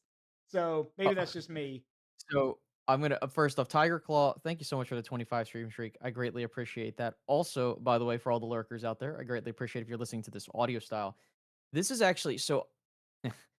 What makes me crack up is people. So there was a lore reason behind them wearing the gear. Mhm. For what I had to go back and look to see if this is true, and I could be wrong. So the reason why they actually have to wear those particular like things, like those like you kind of see them wear like cybernetics and Yeah. shit like that, is because in order to manage with all, it's like super demanding to fly. And on top of that, um what's the word I'm looking for? It's basically, where was it? I had it in my notes. Oh, here it is. So it's so advanced, it demanded specialized targeting equipment Hmm. for its pilots because of how much shit is basically. They were like, listen, the Wolfen had a lot of weaponry. Fuck the maneuverability. Let's just try to make a fucking tank in space. That's literally what the Wolfen 2 was trying to do. Yeah. The other thing too is they can maneuver as well, right? They can do Mhm. some somersaults and stuff like, hey, try out our new ships. They also can not take damage from charge shots. Yep. Um, but while it's a little bit more durable, it kind of suffers the same fate from the Wolfen as well. Like it's not as Mhm. maneuverable as an Arwing. The Arwing, even with the singular blaster, can still kill all four versions of it. And I think that's the problem. Oh yeah, Delta Is that Zero all did. Sorry, Delta Zero did say they have anti-lock capabilities too. that's yes, exactly. Yeah. So my thing is that they can survive bomb explosions, but like my point is though is that it's still, how do I want to word this? It still suffers the same issue with the Wolfen, is that it's not as maneuverable as an R-Wing. Mhm. So, like, yes, while it's armed to the teeth and it can take care of business, like, it's like they finally perfected it with the Wolfen 3. But no, I would argue that while it is better than the Wolfen, it still suffers the same fate Yeah. as the. Yeah. And I do agree with Tiger Claw in your chat that says you do have to admit the Wolfen 2 outshines the R-Wing in maneuverability. Your guys struggled to chase them. They just outmaneuver you all the time. Okay, fair. Counterpoint, the Star Fox team, by that point in the adventure, the Star Fox team had basically been fighting without rest for have been fighting this whole campaign. Wolf and his group just got these fighters and just got cybernetics installed. Yeah, no, I would imagine they're a bit more on top of their game than the Star Fox team is, but I would also play devil's advocate and say that's one of the reasons why it's still really easy to shoot them down. These are brand new ships. They haven't had time to get used to them. So, and Right. any pilot will sorry, I don't mean to I was No, going no, to go say for it. any pilot, I've talked to a few of them. Any pilot will tell you that you develop this kind of weird bond and with your plane or with your ship or just with your aircraft because you need to be able to pick up on every little thing about it. And by that point, Wolf and his team just got these ships. So they don't know the ins and outs of them. I guarantee you they weren't tested. Because don't in Star Fox 64 3D, don't they say that the Wolfen 2 is a prototype? I vaguely recall them saying they were Um, prototypes. they just, I don't know if they say prototype. I just know the try out our new ships. But the thing is, to kind of give you your point, you only see the Wolfen 2s when you arrive there, but if you want to use the Fachina route, right? Let's say you encounter them on Fachina, you blow their fucking ships to smithereens, and you see them again on Venom 2 route, right? If we're really being honest, the campaign over a period of time is like a week. They make it clear, like the campaign, like, because I think it's like because they have Lilat time in the new Star Fox game. Yeah. They have Lilat standard time. I want to say it's like a week. So if we really think about it, they probably were having these ships commissioned and never flew them yet Yep. until the very end. Yep. But yeah, you could tell by Pigma how he gushes over his new ship. Yeah, exactly. So sapient datable R-Wing fine. But no, I do think that again, it suffers the same fate as the Wolfen. Is it better? Yeah. By metric, yeah. And yes, they can maneuver. I mentioned, I think I mentioned that. Yeah, you did. They can somersault, they can do those things. But I agree with you. Like if you have a new ship and you don't know what the hell it is and you've never flown it, of course you're gonna have some issues with it, not only for Yeah. you piloting it, but also for the Star Fox team. They're probably like, "Whoa, like we don't know how to handle this. Like, what Yeah. the hell?" Yeah, So they are maneuverable, but the problem is that it doesn't matter how cool your ship or your fighter is if your pilots don't know what it can do. They need to be able to like. There is a reason Andrew. why. Yeah, that yes, I would argue Pigma. Well, maybe not in the new lore. Pigma's been flying for a while, so I would make the counter. The point though that there is a reason why one of the running jokes in real life is fly it till it breaks because they want you to put because every new aircraft or every new thing that's designed, be it a rifle, a gun, a weapon, or an aircraft, they say run it, fly it, drive it till it breaks because they want to know what it can take. To Austin's point, if they just got these ships, they don't know what they can do. They literally were just thrown into them and said, "All right, use them." Okay, then they're just going to use them like they were using the normal Wolfens. They don't know any better. So, yeah, Mhm. for me, I would put it in the needs work category. It needs some like it is Okay. good, but I again, this is my opinion. I don't know what you think. What do you think? Well, the thing is like the question is what does it do better than the Wolfen, right? That's kind of the barometer to this, right? Yeah, Because by all accounts, the Wolfen 2 is better than the Wolfen by literally every but metric it in only what you've fought in seen in the one game. battle, so it's not But combat that's proven. right. And that's the thing though is that we only see well, you can argue that we only see well, you could see the Wolfens but then again, the Wolfens have been around a lot longer than the Yeah. Wolfen 2s. So I just think that I'm just trying to think because I'm comparing. I think for me, the thing that also kind of downs it to needs work is if I need to wear additional equipment Mhm. just for the thing to fly, that's a problem. I'm not talking about fucking life support. Obviously, no shit. Yeah, yeah, no But my shit. thing, but my thing is like if you tell me Austin, if you want to fly this particular version of the R Wing in your AU, you need to have this setup like into your body in order for it to work. That's a problem Yeah, we're gonna because yeah. then yeah, sorry, my No, bad. go ahead, continue. Uh, I was just saying like that's where I think that because I was trying to debate, I think that's where it goes down Yeah. because Here, Austin, yeah, we're gonna put this neural port in the back of your head, and you just plug right, yourself into this exactly. R-wing. Like, Yeah, so exactly. Like you'll use your fucking use your telepathy to know where the enemies are at and shit like that. But yeah, I oh agree. shit, you can I do that?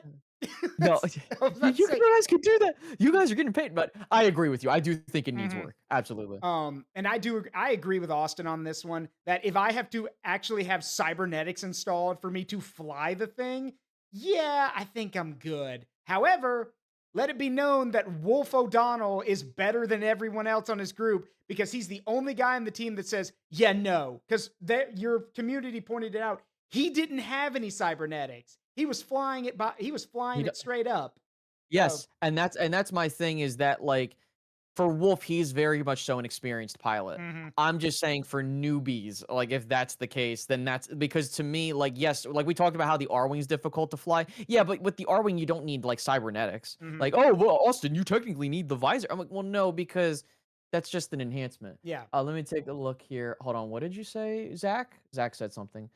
It seems like Nintendo changed the lore about the Wolf and 2 pilots needing cybernetics since the Star Wolf team flies them they fly them unaltered and stuff. That is true. Yeah. So they must have changed that. So I kind of have to rewire my brain. So I Mhm. apologize about that. But I still think though, like, um, we gotta wait to see if we get more games. Yeah. Because if we get more games, then I'll change that. Yeah. What's going on, Nitro? And yeah, and Slippy, thank you so much for the 25 stream streak. That's what I get for having a frog as my moderator.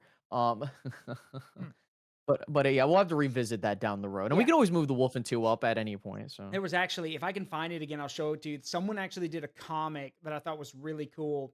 It's not canon because it kind of like ignores, I guess, ignores Star Fox 2 in a way, but it shows like the final clash between Fox and Wolf on Venom 2. And when Fox shoots down the Wolf and 2 during the explosion, that's what causes Wolf to lose his eye. And it's why he has that like that weird like huh? cover over his right eye because he gets his eye damaged. in the explosion. And I'm like, okay, that's cool and everything, except, I mean, I'm pretty sure in Star Fox 2 he doesn't have that. So like, No, I get it, cool, but nah. I mean, he's a I think he pretty has a scar. yeah. I'm pretty sure he's also like Star Wolf. At the end of the day, are also mercenary slash pirates. So it kind of fits his aesthetic to cover Right. one of his eyes You are a anyway. pirate, Yeah. but yeah. Um, all right, I think it's my turn now. Yes, it is. You know what? I think I want to go back to Battlestar Sure. Galactica. Let's talk about the Viper. Ah, yeah. Classic. Now I want to say, I mean, I know there's the Mark II version of the Viper and This is the Mark II this is the version. Mark II. Yeah, so I just want to make sure that we're on the same page. I actually picked this one because it's a bit of a finer interceptor compared to the first one. The thing that I really love about the Viper is holy fuck, this thing is It's insanely a maneuverable. beautiful, Well, it's a beautiful by thing. the way, by the way, aesthetically pleasing. I Yeah. absolutely love the look of the Yes. Viper. It's one of my Yes. favorite looking starfighters of all time. Yeah. Okay. Fun fact. This is Now, sorry. I just let me say go no, this. no, no, Yeah, go for it. I was gonna say this is where Zaruk outs himself a bit. Back when I was rediscovering Star Fox thanks to replaying Mhm, Assault at one point. This is when I had been watching Battlestar Galactica. I joked to mhm. myself and I'm like, if I had to fly any kind of cool ship in Star Fox, give me a ship that looks like a Viper Mark II, and I'll be happy. Yeah. Oh, So yeah, for sure, and I think is this the old school Battlestar Galactica or no, the no, reboot? The no, the reboot. new one, the reboot. We're doing I specifically did the reboot for the one Battlestar Galactica because there is some lore Yeah. behind that, but that's a whole 'nother thing. Um, it's very maneuverable. Like, the Yes. Viper is insanely maneuverable, and I think that the thing is that we like, even in 0 gravity, this thing is amazing, like, Mhm. and I understand and it can excuse me, it could change orientation, not even having to use the main engines, if I remember correctly. Yes, it I has, could be wrong on yeah. it uses like the, it has, it's got thrust vectoring, so it lets it do all the cool tricks in, zero Yeah. G. Yeah, and the other thing too is it's insanely reliable. It's easy to keep upkeep, because there's many of them, right? Like, it's kinda like the ideal mainline fighter. Like, you want your fighter to have a ton of cool shit, be reliable, fast as hell. Also, the Mark Sorry. II, I think also you're good. The Mark II, I think also has the same thing like Battlestar Galactica in this version, where I think it's the older at that time the older version, right? Yes. Yeah, Yes. because it's resistant to cyber attacks, so Yep. that's another thing that I really like. Now, for those that know what kind of weapons it has, I believe it's 3 nose-mounted kinetic cannons. 2. 2 nose Or is it mounted. 2? 2. 2. Okay, I thought it was 3, but the 2. This Either way, The Mark 7 has 3. These are the Mark 2, so that's right. they Okay, have I was like, 2 I 2 got it. yeah, 2 cannons. Yep. Um Has a high I mean, obviously, because we talk about Battlestar Galactica, in that universe, there is finite ammunition, and I think that this one has a high ammunition capacity. It's also, what I really like is that, again, it's, kinda like with the R-Wings, of course, with the Great Fox, of course, it has that, but I think the problem the thing is it doesn't have any shields, doesn't have any energy weapons, right? It isn't really designed for long range, kinda I don't wanna say it's like the Wolfen, but I really wanna say it's like the Saber, kinda, like, it's not used for long range combat, right? Nope. It's kinda like if I'm correct, like, you can You only are correct. use and it doesn't have an FTL drive. I mean, it's a small ass ship, I'm not expecting it not to have one, but compared to some of the other ships that we have talked about, some of them do have FTL capabilities, this one does not. Yeah. I personally believe that, now what I think I grade this on a different scales, this one is mass produced Yep. compared to the other fighters. And I think that because it is mass produced, and also even with some of the negatives that I talked about, I still think it is, for all intents and purposes, I would argue that it's either very highly reliable or it's on the lower end of combat proven because of, for like, again, for a highly mass produced fighter, that's impressive. Mhm. Like, for what it can do. So, um, going off what Austin said, yes. So it is armed with two autocannons and it can be fitted with missiles or bombs. It has hard points. It can fly both in atmosphere and in space. Um, However, yes, Austin's correct. This is not a long range ship. This is fleet defense. This is launched from the Galactica to counter enemy fighters, shoot down missiles, or attack other ships because they can. Some of them. Not. I'm pretty sure. Actually, no. The Vipers can't. The Raptors can. The Vipers can't. But they are capable of intercepting and destroying things like nuclear missiles. They're that fast, Yes. and their maneuverability is stupid with some of the stuff they can do. You just have to have a creative pilot, because if you've got a creative pilot, you can start doing things like, oh, I'm going to shut off my engines and do a full like rotation, 360 full rotation to get behind you. Or I'm going to do a thing where I cut my engines and do a backflip to get behind you. Yeah, Mhm. they can do that. Um, the other crazy thing about them is that they're all nuclear powered, by the way. They all have small nuclear reactors on board. That's how they're able to fly. Um, and let's see, they're also small. I don't know what the dimensions of an R Wing are. So this thing is 27 and a half feet long, 15 and a And half look. feet wide, and it's about 9 feet tall. So it is a it's a snub fighter, basically. I can look. The R-Wing, I think, is I believe it's they use different measurements. I want to say God, they use space meters, but like they don't really direct to metric. Yeah. Um they basically say it's about the same size of like an F-16 from Hmm. what I understand. Yeah. So again, I because fuck space metric system. I don't know. I'm just here. But Yeah. but yeah, it's a pretty I would say it's about the same size of an Yeah, F-15. and you wanna know the crazy thing is that if you didn't say if I didn't know it was a space superiority fighter, I would also think it was either like a stunt fighter or a race fighter or a racer because of the way it's It does designed. look like that. Yeah. Yeah. Um, but yeah, they're beautiful fighters. They are, and don't forget they're also flown by ace pilots by this point. Like all the Mhm. pilots are aces basically. Um, Mhm. and let it be known that even if they've only got guns, they've taken on numbers like they've fought numbers where they're outnumbered 10-1 and are still managed and can still hold their own. So Mhm. I'm willing to put it in combat proven Yep. because yeah. Mhm. Right. So should we put it below the Galactica? Because it kind of needs the Galactica. Yeah. Yeah. Yeah. No, it's definitely yeah, and I would say that I would argue that if we're kind of graded versus the Wolfen, I would probably take the Vipers over the Wolfens Hmm. because of again because like my tiebreaker usually is the quality Yeah. versus the quantity, and Hmm. I feel like the fact that the quality of how much there is a quantity of the Yeah. Vipers Yes. is Hey, quantity has a impressive. quantity has a quality all its own. Yeah, So exactly. yeah. Okay. So All my right. turn. Mhm. Let me think. Um, okay. Why not? Let's talk about this one. Um, Hmm. let's talk about the K Wing for a minute. Oh, Um, jeez. okay. So do you know what this is? As a Star Wars fan, do you know what this is?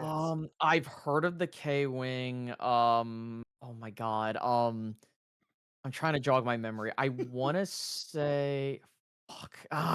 It's pissing me off because I remember it. It's like the same thing with like the E-Wings and stuff like that. Like it's like there's those obscure ships. I'm trying to think. I wanna say um hold on, wait, let me look. Sorry, I want to look at it because I didn't see Yeah, it. it's up. You can see Is it. this a okay? What the fuck? I think That's it, actually that it, was my first thing when it I kind of saw it for the first kind of time. looks like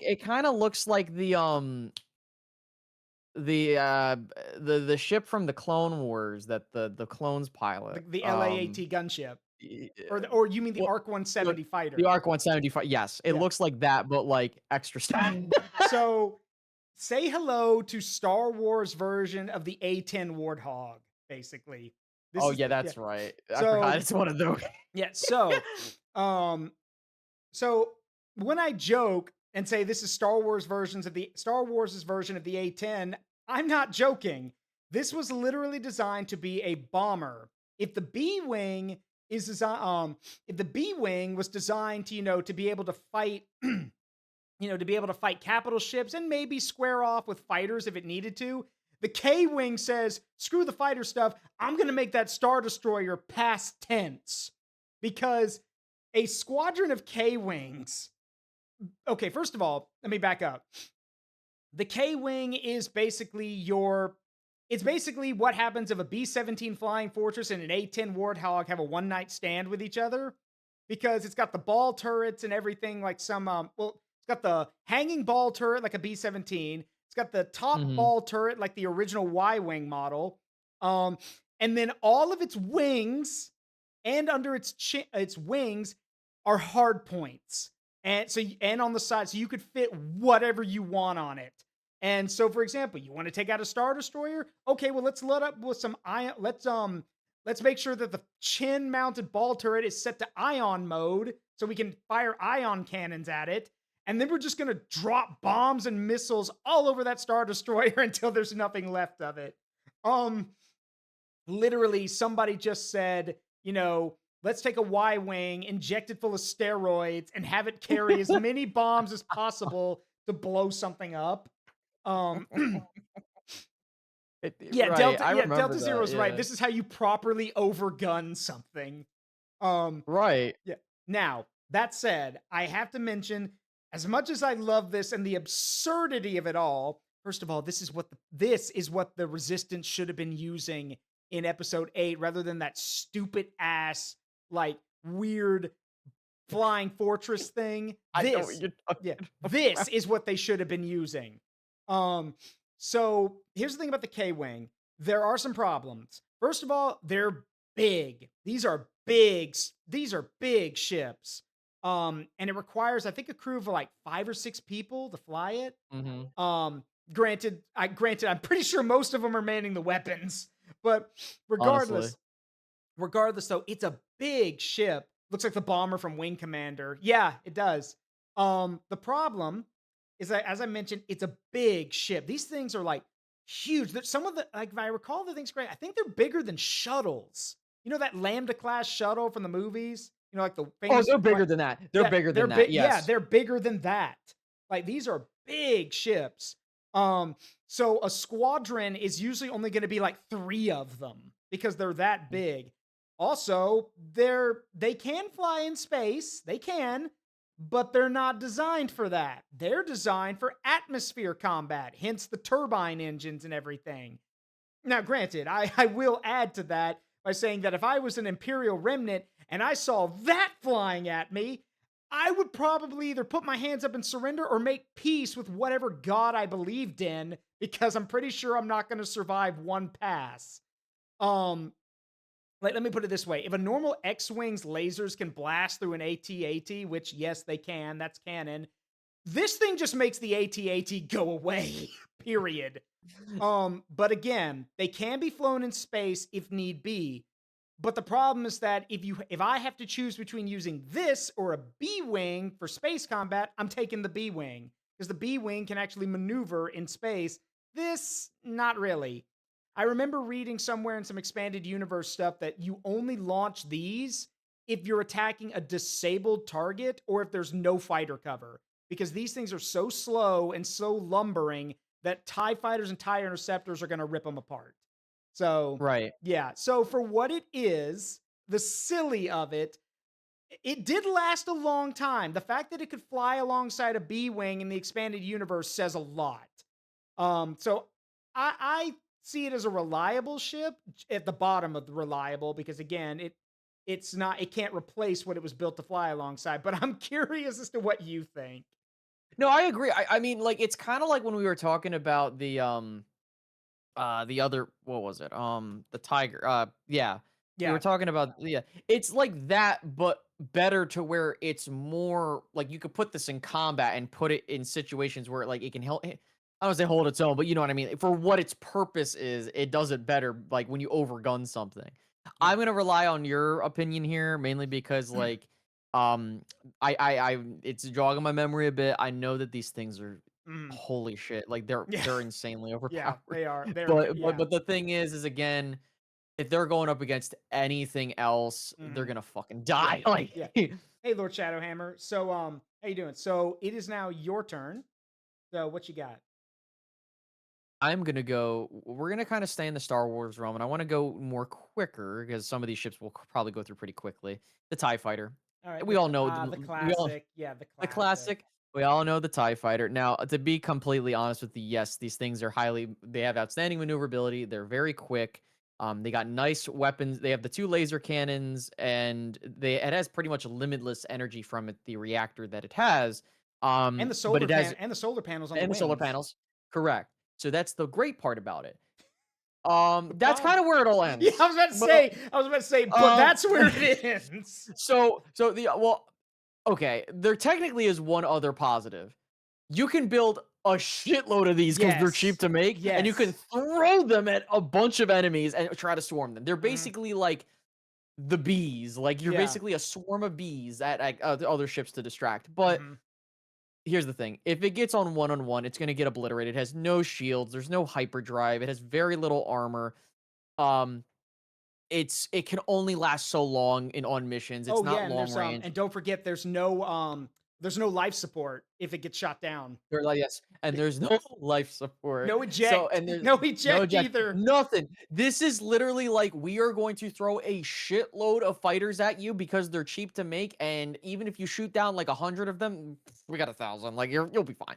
And Um, what about the pilots? What part of Evil Empire Fuck the did you pilots. not hear the Fuck the first pilots. time? That's Yeah, what fuck the literally pilots. it was literally Emperor Palpatine channeling his inner Michael Jordan, where he's like, fuck them kids." It was literally fuck them pilots. Yeah. Honestly, look, I'm going to be Oh, straight up with you.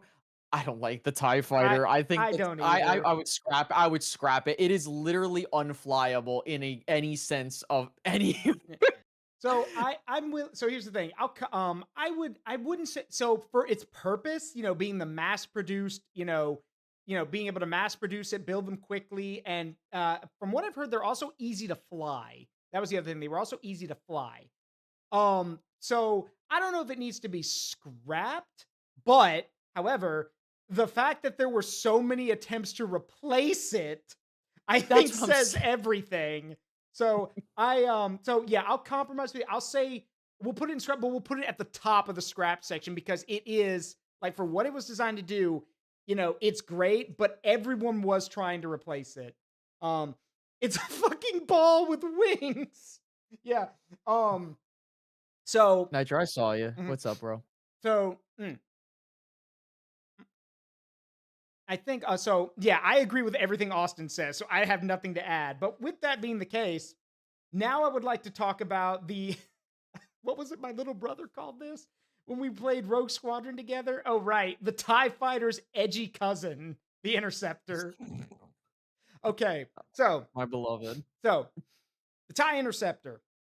So, for those who don't know, the Interceptor is basically what happens if you build a TIE fighter, give it more guns, make it faster, like a lot faster, and you give it to some of the best pilots in the Empire. You get the Interceptor.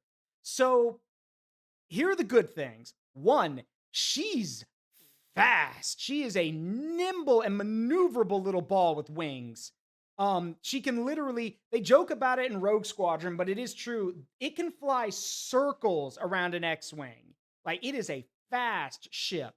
And those four laser cannons can like in a good concentrated burst will rip through through a rebellion like an X-Wing, a Y-Wing. Like it'll rip through shields.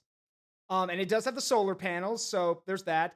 And surprise, surprise, this one actually has a life support system, a very weak and bare bones life support system, but it does have one.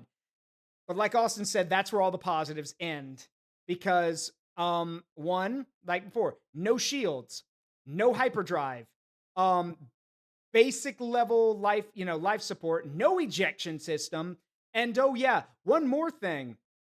Um, this one actually killed its pilots because the interceptor was so fast and so maneuverable that if you were not an ace pilot in one of these, you were probably going to get yourself killed before the rebellion got a hold of you because they were just so hard to control. That's why only aces were put in them.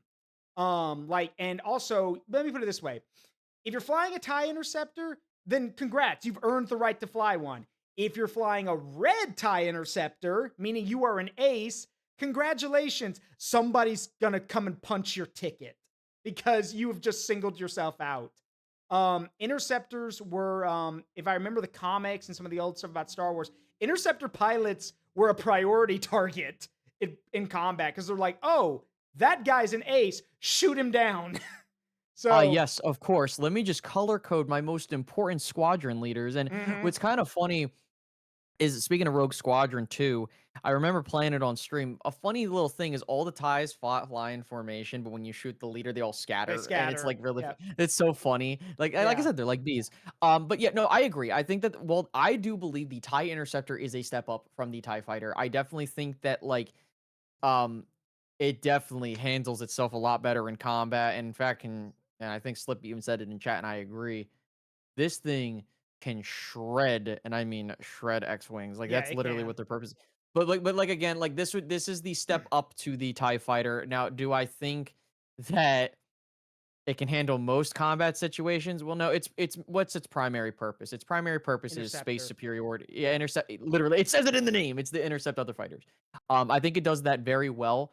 But again, it has no shields compared to the other things, but I think it tries to make up for that with its insane maneuverability. I would say, um, I don't know. Like I would say that I and again, like when you talk about it being used for just reserved for certain individuals, right? Hmm. Um, I would put something's telling me like needs work or like low and reliable. Yeah, I put it low and reliable because when it was in the Yeah. hands of someone who knew what they were doing, it was really Oh good. yeah, and Um, that's kind of yeah. Now I do want to address what Benlow, how do you say it? Benlowo? Is that how you say that? I just say Benlowo? Ben. Yeah, I because Ben brought up a good point. What about the TIE Defender? It is not on here. I should have put it on here. I do want to mention the TIE Defender is basically exactly what the TIE Fighter should have been. oh yeah. Yeah, it is shielded. It is, it's shielded. It has life support. It has a hyperdrive, which is great. It has ion cannons and blast and laser blasters. So it's everything that a TIE Fighter needed to be. One problem, it's expensive, stupidly expensive, which is why in the expanded universe stuff before the dark times of the mouse, before Disney, TIE defenders were only given to squadron aces. We're talking like people who would command 25 or more fighters. They were only given to squadron aces. And even then, like TIE defenders, if interceptors could shred through an X-wing, TIE defenders look at exposed rebel flights and laugh maniacally because they realize they're going to be adding kill tallies to their wings. Because Mhm. TIE defenders would rip through fighters, and they could even fight light capital ships like corvettes and other stuff because they have the firepower for it. They were terrifying, but again, super expensive. So that's why they weren't mass produced. Speaking of expensive, while we're on the tie, because I since we're on the TIE fighters, let's talk about Vader's personal fighter, the TIE Yeah, we should Advance. do that while we're here. Yeah. Yeah. So, the TIE Advance is what happens when Vader gets to personally design his own fighter. The TIE Advance is Darth Vader's pet project, basically. It is Mhm. a ship made to his specifications with the available material and resources to his specifications, to his ability. And because of that, this one ship with him in it was capable of fighting things which would be way out of anyone else's league. I mean, yeah, he's also he's also a Sith, so that kind of that's cheating. But my point still stands. This is still, remember, people joked about it, but Anakin was the best damn pilot in the Republic. So no, this is Vader basically saying like, yeah, I want the ship built like this so I can basically kill everything I look at. Mhm. Remember, the only and so this includes, for example, high-powered laser cannons, shields. It did have shields, a hyperdrive. Did it? Yes, it did have a hyperdrive. It did have life support, shielding, and also freaking cluster missiles. Like, I know that's in Rogue Squadron. That's Yes. canon. There were like he could fire cluster missiles from this thing. Remember, at the end of the Those day, things were so deadly, yeah, but dude. Oh remember, my at the end of god. the day, Anakin Vader was a dogfighter. Anakin loved dogfights. So giving him a Mhm. bunch of multi missiles is basically like, I guarantee you, Vader was like, oh, I'm about to cheat and just asked for cluster Yeah. missiles. I'm about to cheat. The hold on, Michael is saying I have not watched or played Wing Commander, so I I don't know haven't what. played yeah, Yeah, I haven't done Wing yeah. Commander, so I would have to like Mhm. I could do that off stream. I would probably have to do some more research on that. Mhm. So, So you but take it yeah, from here. I have to run to the restroom, but you tell yeah, everyone what you think about the TIE Advance. I'll be right back. yeah.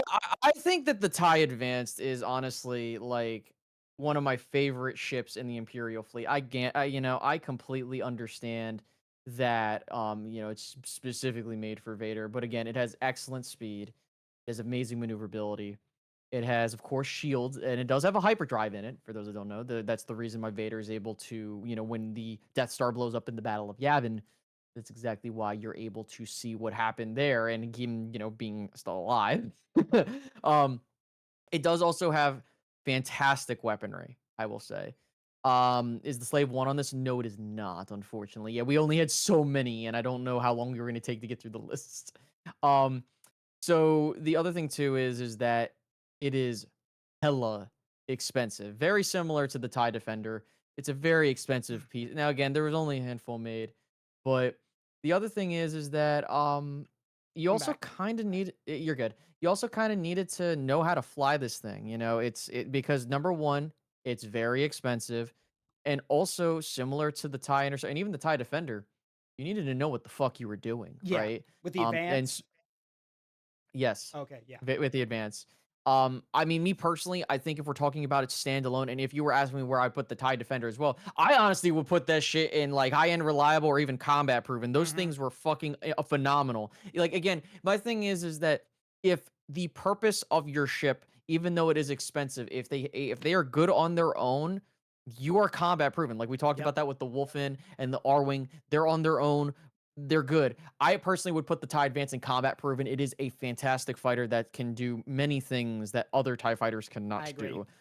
Now, speaking of which, the restroom, it is now my turn to Go go ahead. use the restroom. So when we get, well, I'll take a little break. If you want to do the next ship, I'll come back and I'll put my thoughts in there. Sure.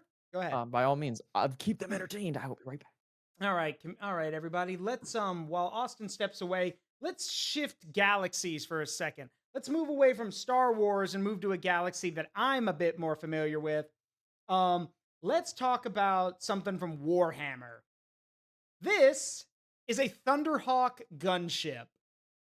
For those who in my community who are Warhammer fans, you know about this. You also know its nickname, the Flying Brick. Um, so everybody. So this is the Thunderhawk gunship. It is a massive, massive ship. It is for the Emperor. Yes, it is part dropship, part A10. It has an assortment of guns on it. Now you might be thinking, wait, Zaruk, why is this included? This is not a starfighter or a starship. Well, it is and it isn't. Thunderhawks can fly in space for combat. They're technically supposed to be for deployment of troops and ground support, but they can fly in space combat. Um, in fact, one of the things they normally do is they launch out and they smash into hulls of ships to deploy troops, that being space marines. Um, so here's some of the cool things about the Thunderhawk. Again, built like a brick, so it can take a beating and keep on flying. It has heavy bolters up front to for support or for targeting other ships. It can be loaded with missiles, bombs. Those hard points on the wings, as you can see, have more heavy bolters on them on the sponsons. But they can even fit las cannon. So if you have to make a big ship go away or you want to burn a hole in something, you can do that. And finally, if that wasn't enough, if you can't shred the ship with bolt rounds, you can't burn through the ship or blow it apart with missiles and las cannons. That's what the big gun on top is for. Yeah, that'll solve the problem. Welcome back. Okay, I am back. I heard Warhammer. Yeah, we were talking about the Thunderhawk gunship. Oh Jesus Christ! Hey, one thing you need to know about me, I've been playing Warhammer since 5th edition. So, like, I don't play the tabletop anymore, but I've been a fan of Oh, okay. Warhammer for years. So, Yeah, I know a couple of my friends are into Warhammer. It's not really my cup of tea for the most part, but like again, I do enjoy like the lore of it for sure. mhm, But I can't like get into the whole yeah. I love Space Marine too. I absolutely love that. Mhm. Um Let me take a yeah, because I'm not really familiar with the Thunderhawk. All I know is big ship. Yeah. So, what's cool about it is that this one thing I forgot to mention is the Thunderhawk can be modified and changed to fit the mission parameter. And for naval mission, it has what's called naval intercept missions, where they'll launch Hmm. this. That sure it can do boarding operations to dump space marines on ships, but for naval interception, it can fly out and Hmm. target fighters or even like not fighters, maybe bigger capital ships if need be. And it will come Yeah. equipped with a Thunderhawk cannon, which is a thing on top, or it can mount a turbo laser destructor. It's normally going to be the Thunderhawk cannon. It can mount las cannons on the wings, which are like the big anti-armor lasers. It'll have the heavy bolters, which are the heavy, like, heavy caliber guns in the front. And it can also carry guided bombs. So we can have both plasma and melta warheads. So if you want to incinerate someone or burn them to death, why not? But again, the main thing about it is that this thing takes a beating. That's why I made the joke back in the green room with the whole for a brick. He flew pretty good because this is the flying brick. This thing in lore has lost both of its wings and kept flying. It's had its entire tail ripped off and kept flying. It's had one of its wings with the engine on board torn off and continued to fly. This thing can literally survive God Emperor knows what gets thrown at it, and it can still survive. However, at the end of the day, it is a gunship. It is not a fighter. So it is not going to be squaring up against fighters or anything. And if it takes enough damage, it is going to go down. The main thing is, though, you just don't want it getting on your ship, because if it crashes on board your ship, Can it survive a boot to the head? everyone on board there is a space marine, and it can carry, I think, like, how many people can it carry? Like, pretty sure it's like, trying to remember, the lore is inconsistent, but I'm trying to remember, like, how many can it carry? Um, oh, 30. Okay. That's great. That's 30 space like, no, it's 6 or 7. No, no, no. A Not thunder off, Slippy. Yeah. I'm Um trying to. yeah, so a Thunderhawk, there are different versions of them, but the most common Thunderhawk can carry anywhere, it says, between 15 to 30 space marines. So, Jesus, Lord of above. yeah. But Turn yeah, yeah, turn one big problem into 30 more problems. Yeah. right. Jesus. Okay, I think I'll go now. I want us to go back to the Star Wars universe because I know Slippy was really looking forward to this one, and Yeah. I agree. Listen, what you think the TIE Interceptor can do, the A-Wing can definitely do better. Real quick, Okay. I'm gonna put this in the needs work category. Well, actually, no, I'm gonna put it in Oh, reliable sorry. only because it's a My bad. flying brick. That's it. That's all. That's Yes. the only reason it's in there. But yeah, let's talk about the A-wing. So I love the A-Wing. Like, aesthetically, it is a fantastic ship. I think that for what it is, like, I love the X-Wing, of course, as it's my favorite ship in all of Star Wars, except for maybe the Millennium Falcon. But the A-Wing, I really like as well. Um, what's interesting about this is this does have a hyperdrive. It does Mhm. have shields and armor. It has fantastic weaponry with the 2 laser Wait, cannons, wait, and wait. it has concussion. It has shields. I thought it didn't have shields. It was just I fat. thought it did. I remember them saying that. Oh no, you're right. It has shields, but it has very weak armor. You're right. Yeah, Yeah. it has shields. It has about the same amount of armor as the TIE fighters, but still it has shields, right? Hmm. Um, Holy shit, this thing is fast. Like, they said Yeah. that the Millennium Falcon's the fastest ship in the fleet. Well, per Han Solo, that is not true. The A-Wing is the fastest ship in the fleet. Hmm. It has fantastic acceleration. You need to literally be an ace pilot to fly this thing Yep. because you need to understand how to maneuver. You need to understand all of the things about this Hmm. ship because if not, you can hit the side of a fucking wall and you can die. Yeah. The other thing so the one thing I will say, it is very difficult to fly, which you can look at it as a drawback in terms of, like, but again, it is specialized to be an interceptor type fighter. And on top of that, like, it doesn't have a large payload of weaponry. But again, when you're telling this thing to either do reconnaissance or intercept fighters, this is literally what cancels out the TIE intercept. Yep. It is. I literally would argue that if I do think that for the type of ship it is and it in the Rebel fleet, I honestly think that I don't know. Like, I think that this is it's definitely combat proven. I definitely think it Hmm. is because it literally takes what the TIE Interceptor does, but does it better.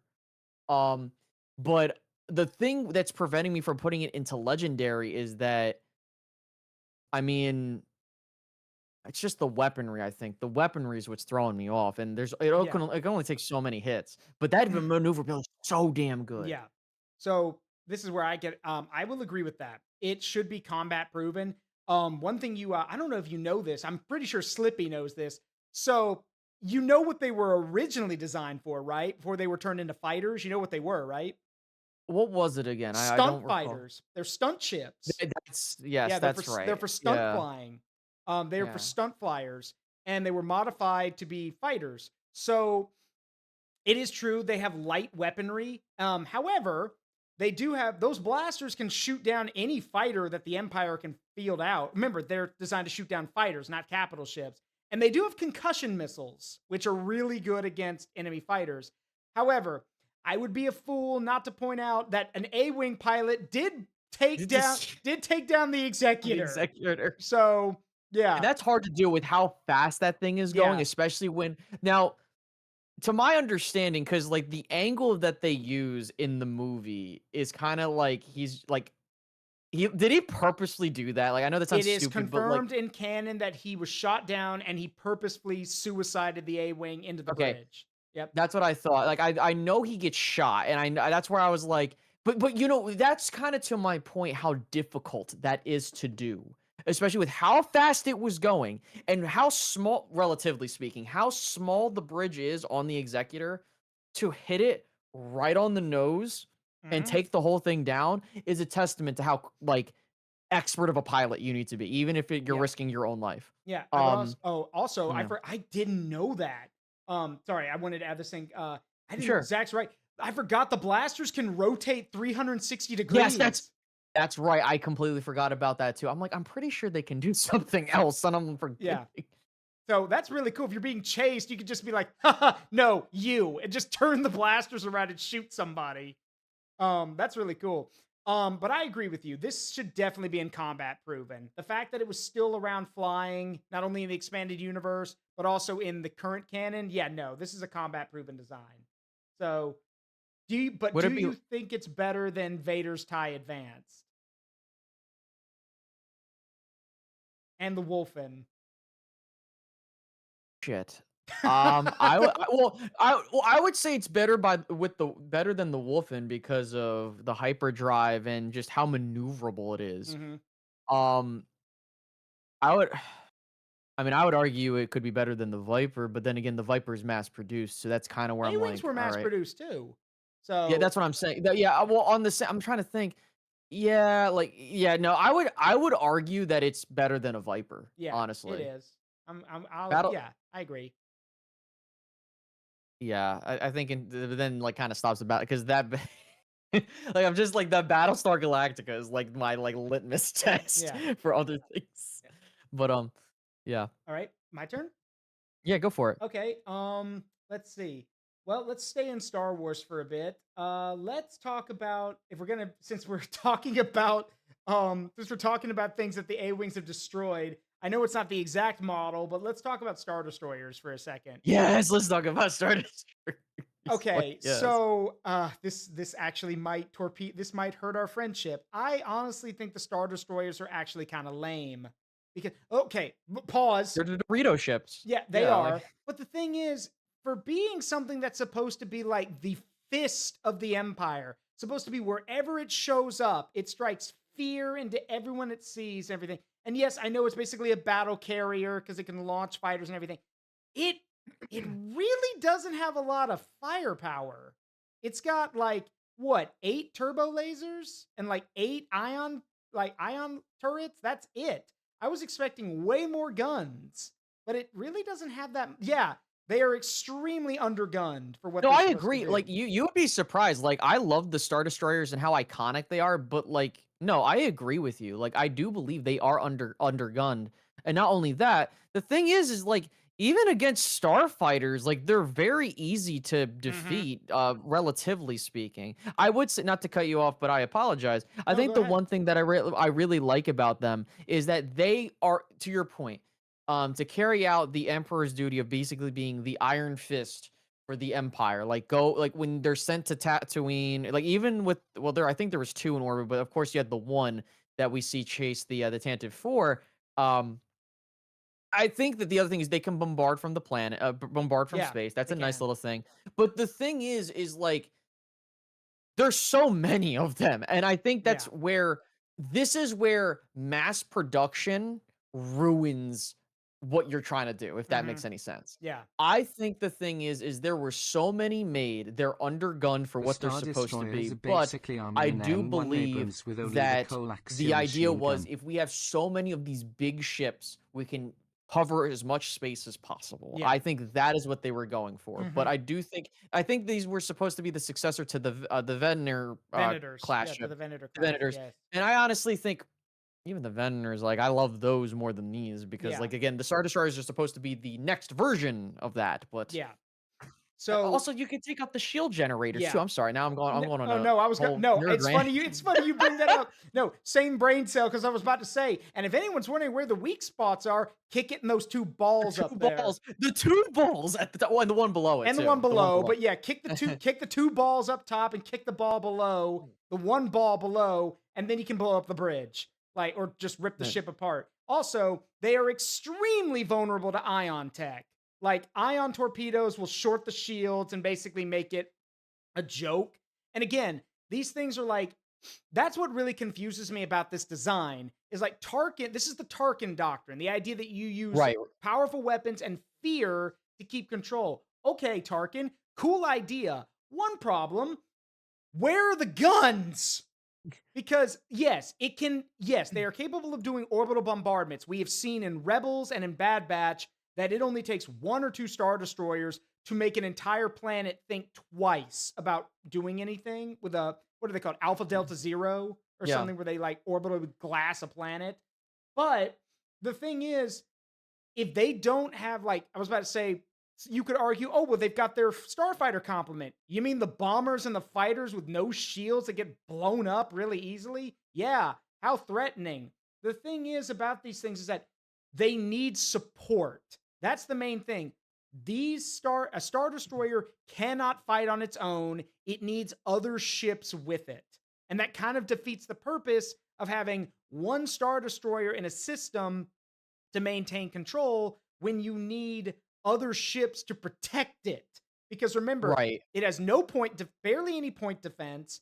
And as we've seen, starfighters can X Wings, Y Wings, anything can basically take it out. And B Wings, oh God, B Wings eat these for breakfast. That's literally what they were designed for. Right. Admiral Akbar literally woke up one morning, chose violence, sat down at his desk and said, I'm going to make a starfighter that's designed to fuck over every star destroyer it sees. It's so, Yeah, exactly. And Ben said Star Destroyers were basically built to look scary and to be big yep. garrisons meant for subjugation of planets. They weren't meant for space battles with similar size ships like the Venator. Yeah, I agree. And Mhm. Slippy also mentioned, I think in canon, the ISDs were made to look for intimidating with how huge they were, but the orbital bombardment. But this was because the Empire wasn't expecting a rebellion that can fight even in air and control the space and orbital bombardment. The moment you combat, exactly. And I agree. I think the thing is, like, if it's literally like, hey, there are 3 weak points before you can take on the shield, and the thing is, when you blow up the shield, the thing fucking nosedives. Yep. Like, that's horrible. And even as a capital ship, like when I'm playing Empire at War, right? Mhm. Obviously, I love having the Star Destroyers. You're based as fuck for playing that. Good on you. But go Yes, ahead. I fucking love Empire War, specifically Forces of Corruption, and even modding it from time to Mhm. time. The thing that I like what that game does versus this is fucking crazy. I'm even saying this because the fact that the game makes them look more intimidating than the fucking actual in canon shit is bizarre.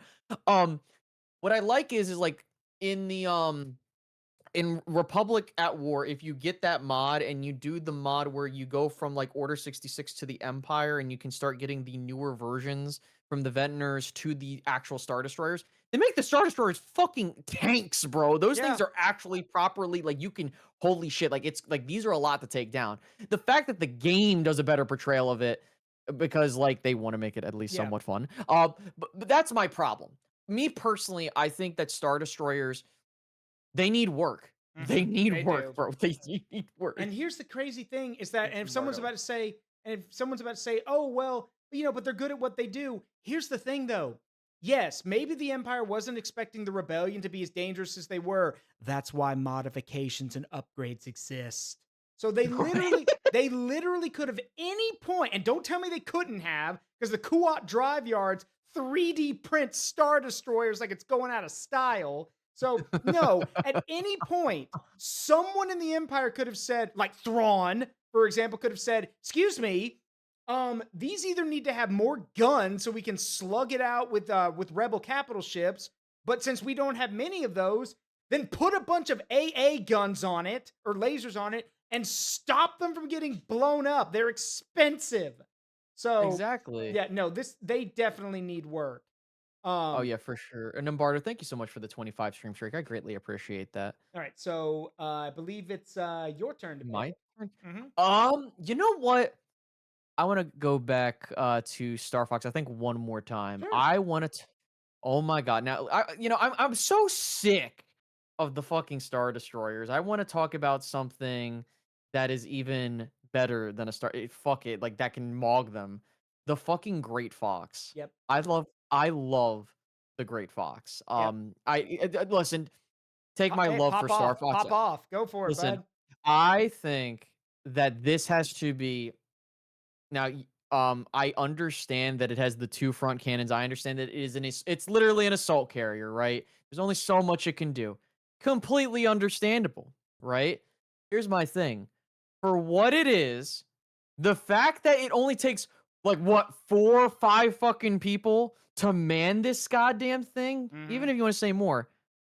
And the thing is, those two twin cannons, holy shit, man, Yeah. it is literally the best for all intents and purposes. I'm not saying like the best ever, but for what you are getting out of it, and you don't need hundreds of people to run this thing, the fact that it can do what it do without like with the same amount of people you would need in a fucking K-wing is bizarre to me. Yep. Honestly.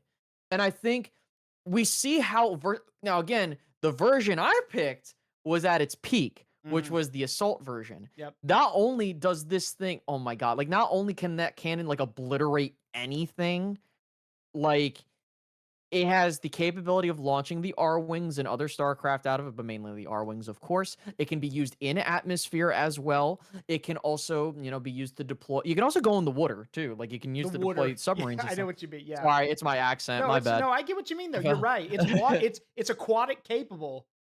Yeah, but the thing is like it just blows my mind. And also, like I believe even it has the gate capabilities. Like Yes, you it can argue does. FTL capability. It has the Zypher gate capabilities, which is fantastic because now this thing can go anywhere basically.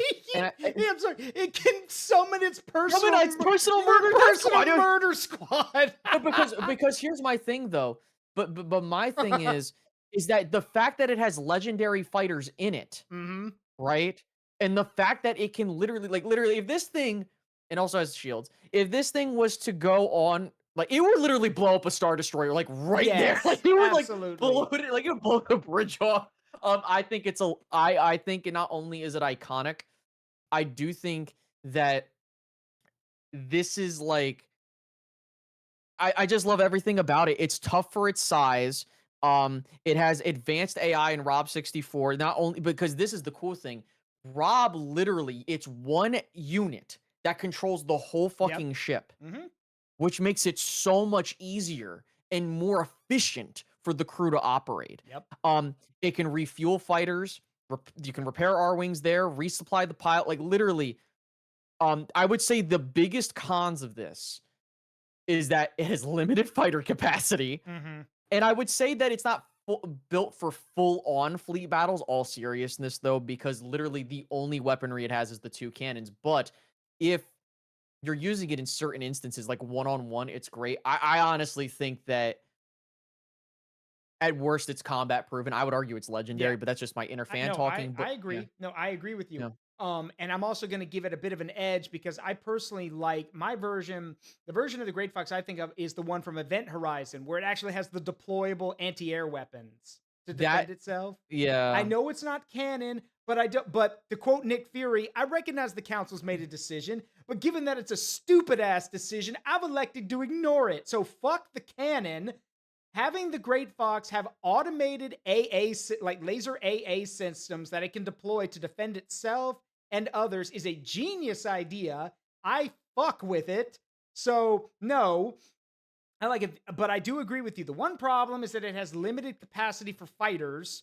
So, which, to be fair, I've always interpreted it as like my thought process always been okay, well, if because we see like an assault, like that all the R wings are loaded into like the lift lock system, and then Yes. they launch Mhm. out.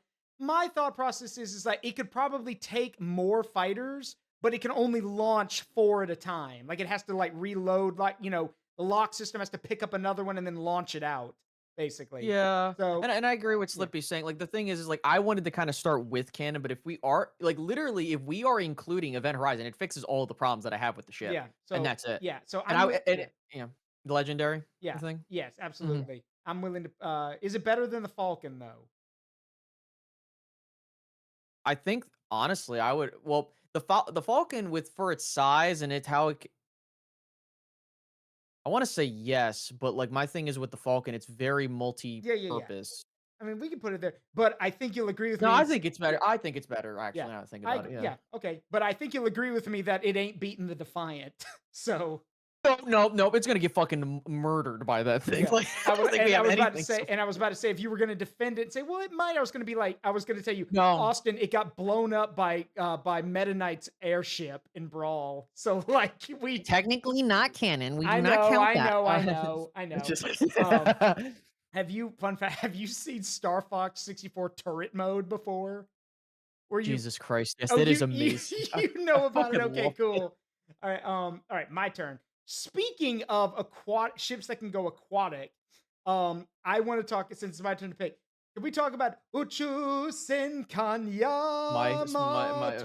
I Huh? fucking love that. I Yeah. love Battleship Yamato. Oh my Yeah. god, bro. Ladies and gentlemen, and everything in between, this is Space Battleship Yamato. This is what happens when the Japanese decide, yeah, we want to make our own space opera. Why don't we make it about that, about the biggest battleship ever built that we built? Now, first of all, I have to say, firstly, this is a beautiful ship. It really Oh, is. it's gorgeous. It is a gorgeous ship. It really is. The fact that you can make a modern, like a World War II ship and retrofit it to make it look sci-fi like this is just so cool to me. It has that 80s, late, 80s, like mid to late 80s sci-fi setup to it. Um, while also keeping that, that military World War II aesthetic. Mhm. You know, it's armed to the teeth. Like it's got, just to give you guys an idea, so first off, 18.1 inch shot cannons for the main guns. Those shot cannons can blow up like can blow up asteroids, giant projectiles, like planet busting projectiles, and other ships. And it can fire both energy and kinetic shells. I love that. That they can still Yeah, fire. that's They can crazy. fire the 18.1 inch shells. Um, it has a battery of, of laser-based anti-air systems around it to protect itself.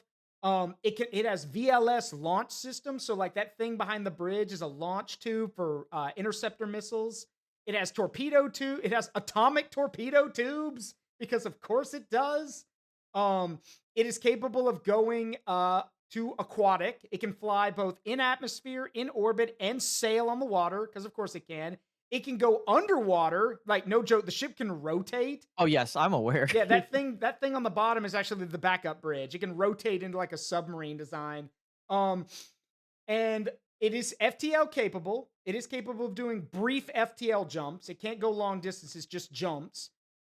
It launches aircraft through a rotating cylinder system, unlike Galactica, where the planes fire out of the launch hangars. Here, Mhm. they drop out of they just drop into the air or into space and then launch. Um, and then finally, I have to address it. I'm not counting it because it's very situational. The wave motion gun.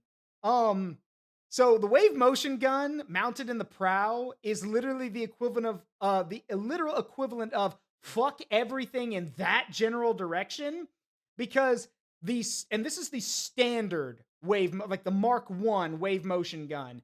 It is so powerful that it is capable of destroying the entire something the size, like they compared it. It is capable of vaporizing the entire continent of Australia with one shot. That's how powerful it is. That's fucking crazy. Oh, by the way, Splatoon gal, does this include non-Star Fox ship? Oh yeah, there Yeah, was a we've got a bunch ton. on Yeah, here. yeah. So now, of course, the ship does have to divert all power to the wave motion gun. So the guns turn off, the everything powers down, and it does take time to charge up. I think it takes like 30 seconds to a minute to charge.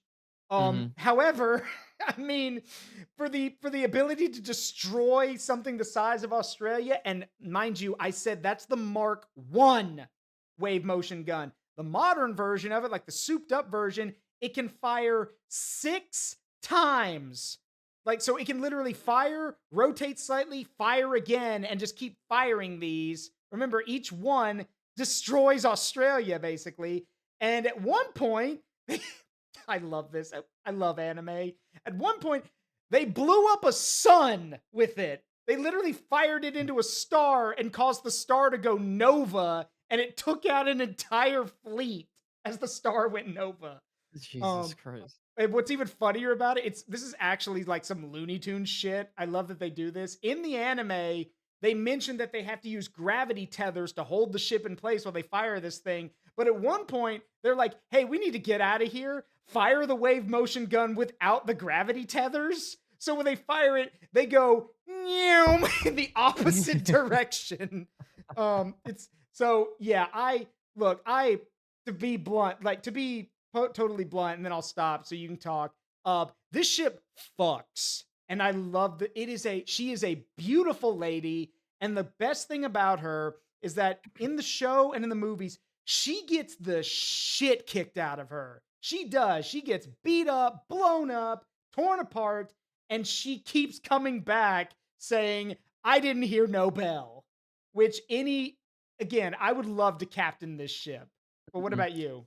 Um, I mean, honestly, this ship is like one of my favorite of all time. I think that it is without a doubt a legendary ship. I think the question is, does it beat the Defiant? No, it Which doesn't. it It does does. not. It does not. It wouldn't, but I do think it's a legendary ship. There is Mhm, so much versatility that this ship has. There's so much firepower. It has really the only flaws that I could think about is it's a bigger ship and maybe the mhm. wave motion gun maybe when like because it does take time. Doesn't it take time to charge it too? Like Yes.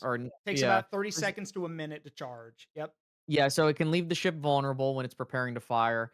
I mean, but that's pretty much it. Like, I try to look for the cons in some of these ships, and that's kind of where like it determines like combat proven versus like literally if the biggest concern is you're a big target and the only thing that can really make you an even bigger target is when you're firing your most powerful weapon arc, like that's a Yeah. legendary She ship right also there. has I would argue she also has shields. I forgot to mention shields, that. She yeah. does have shields. Now, I do agree it would give Defiant a run for her money because Defiant is one ship and the Yamato is a ship with an entire fighter complement. But if we're talking one on one, well, the main thing is that let me put it this way: Yamato can square up with Defiant for a bit until till the wave motion shields are overloaded, and then when they go down, Defiant's going to start cutting through that hull like a hot knife through butter. But Mhm. but if one of those shock cannon shots hits the Defiant, it's going through the shields and probably going through the ship too. So, but again, you've got to Yeah. hit it, which is very hard to do. Um, Yeah. so yeah, I'm willing to. Yes, I agree. It's like the second best ship on this, like, Yeah, it honestly, is. it's not even close. Um, God, I would love to see a pic. I would love to see a picture of Space Battleship Yamato with its fighter complement flying alongside the Great Fox and the R Wings. That would be cool. That would be so fucking cool. I I mean, mean, dude, that would be, like, and unstoppable. remember the Yamato's also kind of like a diplomatic ship. They don't pick fights. So as long as you're like, "Hey, we're actually, we're here to help," then the Yamato's going to be like, "I bet. Do you want 50 additional fighters? We can help with that." Just Yeah. yeah, I'm just imagining like this is so dumb. My imagination is just imagining this showing up and being like, "Oh, that planet over there, like the planet at the edge of the Lilat system, that's where your bad guy is. Okay, just show us where his lab is, and we'll wipe it off the face of the planet with the wave motion Andros is gun. like literally like dead. Yeah, yeah, dead on arrival. Okay, Yeah, your I'm gonna turn. move to one of my favorite franchises of all time. Even though most of these are Mass Effect, I want to talk about Sovereign. All right. Okay, Okay. now I want to be very clear. Sovereign is not every Reaper in the fleet. This is a specific version Hmm. of the Reapers. It's one of their dreadnought classes. Now it's not look. This thing is not just like any ship. This is a sentient being that is a literal warship that can do many things. It is about, I want to say, 2 kilometers long Hmm. or 1.3 in freedom units, which is 1.3 miles. Um, it is literally, That is a does reaper. Yeah. I'm just it's reading the chat. Sorry. it is a reaper. Literally, it earned that name exactly, and that's like okay for the type of firepower this thing has. It has a magnohydrodynamic mass accelerator cannon. It is extremely deadly. It can destroy cruisers in a few shots, heavily damage or destroy dreadnoughts, like big ships in the Mass Effect universe. Um, it is nearly impenetrable. Like it can shrug off sustained fleet bombardment. Literally, it requires concentrated fire from many dreadnoughts or capital ships to even like try to bring it down. This is where it gets scary for those that haven't played Mass Effect. Did you know that this thing, unlike other warships on this list, this thing can repair itself? It Yeah. doesn't, by the way, it doesn't need a crew. It does this shit by itself. Okay. Hmm. Um, it has now the other thing too is obviously it is powered by an artificial intelligence. You know, we know how if you've known how the Reapers operate, they are not your standard, species, of course. Um, now you want to know what's even scary about this, Zaruk, and you probably know where I'm going with this. Indoctrination. Yep. This is what makes this ship arguably legendary in and of its own. It can emit. So for those that don't know what indoctrination is from the Mass Effect universe, it's basically signals that slowly corrupt the minds of organic beings. Basically, they become loyal servants without realizing that they're becoming basic zombies and slaves to this thing.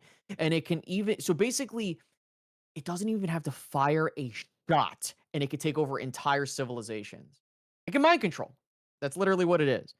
And by the way, doesn't need supply ships, doesn't need a large crew, doesn't need escorts. This thing can do all this shit by itself. And Hmm. it has FTL, by the way. FTL, it doesn't need the warp gates that you see in Mass Effect. None of that. Now you could say, well, it's on its own.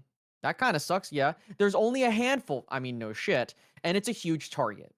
And that's a big thing because it's a literally a mile wide, a mile long target. Now the thing is that it's very reliant on shields. Like once those kinetic shields come down, you can destroy it if you have enough firepower on it. But all things considered, this thing is deadly as hell. Like Hmm. it literally can beat you in many ways. And even using indoctrination, it can defeat the enemies that are attacking it if it can have the chance to do so. It even take down enemies before they even get to you, Hmm. right? If it can do that. In some instances, it's kind of like you know, indoctrination can be, if I remember from Mass Effect, like sometimes it's like, other times it's like, holy shit. But Yeah. like, it's a legendary. It's a Absolutely. like, I would argue like now the question is like, I would say that maybe the Defiant would give it. Well, with how it is in universe, you can argue that it could be the best one there. Yeah. But would Spaceship Yamato probably take it down? So Maybe. I would Yeah, argue, that's kind yeah, of where I need yeah, some I help would with that. argue that if Space Battleship Yamato was able to get a wave motion gun shot off, wave motion cannon shot off on Sovereign, do I think it would destroy him? Probably not. But damn, if it wouldn't brutally wound him, like Mhm. it would mess him up enough that he would not be able. Like it would take got like weeks or months for him to patch himself back together after that.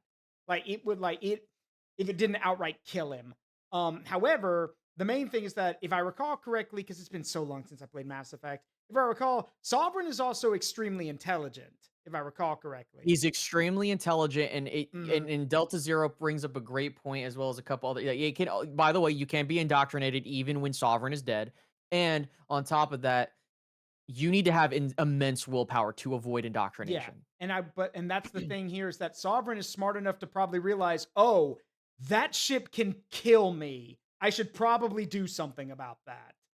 And So that's what yeah, makes him so scary. And that's why I would argue that he is a very dangerous, like, he's definitely legendary, and why I could argue he could be the best one because he's so intelligent to understand the threats around I him. agree. Yeah. Yeah, I agree. And you might be saying, "Oh, well, Austin, like the Defiant would rip it to shreds," but you also got to remember, Sovereign is not just a crew of individuals that require. Like, no, he can think for himself. Yep. And yeah, yeah. Oh, don't forget to keep in mind what they were made and what they are to do. And that's the other thing that I add into Yeah. that. Like Reapers are meant to kill entire civilizations, Yep. the entire galaxy full of civilization. Yeah. Um, yeah, the Defiant has enough firepower to take it down pretty much anything, but Sovereign can give it a run for its money in a Yeah. battle. I would also Yeah. argue that even if Sovereign realized that the Defiant was cutting through his shields and then his armor, then his thing is not going to be, I need to kill this. It's going to be, hang on a minute. That little ship is really useful. You work for me now. And he would literally just take over everyone and start indoctrinate them and literally turn the Defiant against everyone else. He's old. So, He's so old. yeah. But no, yeah, that's why I think Sovereign. I wanted to put him on here because it's like, yeah, it's basically made and supposed to hit the factory reset on all organic beings and tech. Yeah, exactly. And that's kind of where I wanted Sovereign on here because he's like the ultimate like barometer test to how scary he is. So, does the Defiant resist indoctrination? No, because the crew No. would have to resist indoctrination. Yeah, and the crew are human beings or aliens, and we have seen that it does not matter what you are. Within very rare exceptions, everyone's vulnerable to indoctrination. So yeah, it would not matter. Mhm. Um, so that yeah, I agree. He is the most terrifying thing on here. Harbinger? I think Harbinger is even scarier than Yeah, Sovereign, but, yeah, like, and he like, Harbinger would mog everybody, like, yeah. it wouldn't even be close, Hmm. but that's why I was like, "Let me put Sovereign because I put Harbinger, like, instantly, but, let's go on. All right. It takes months, but that's the thing, though, I'm sorry, I wanna bring this up. I understand it takes months, though, but, like, the thing is, like, even if he gets into a fight, he would still not, you know, he could still retreat. Like that's the thing is Sovereign is extremely intelligent. Like probably the out of all of the pilots or all the people that you could amass on all of these starships, he's probably the most intelligent being. Yeah, Um, and remember, sorry, I just want to jump in. Remember, the Reapers are playing the long game. They're not. They can wait a little bit longer. So, Mhm. um, so yeah, I agree with you though. Yeah, Okay, my turn. go for it. Go for it.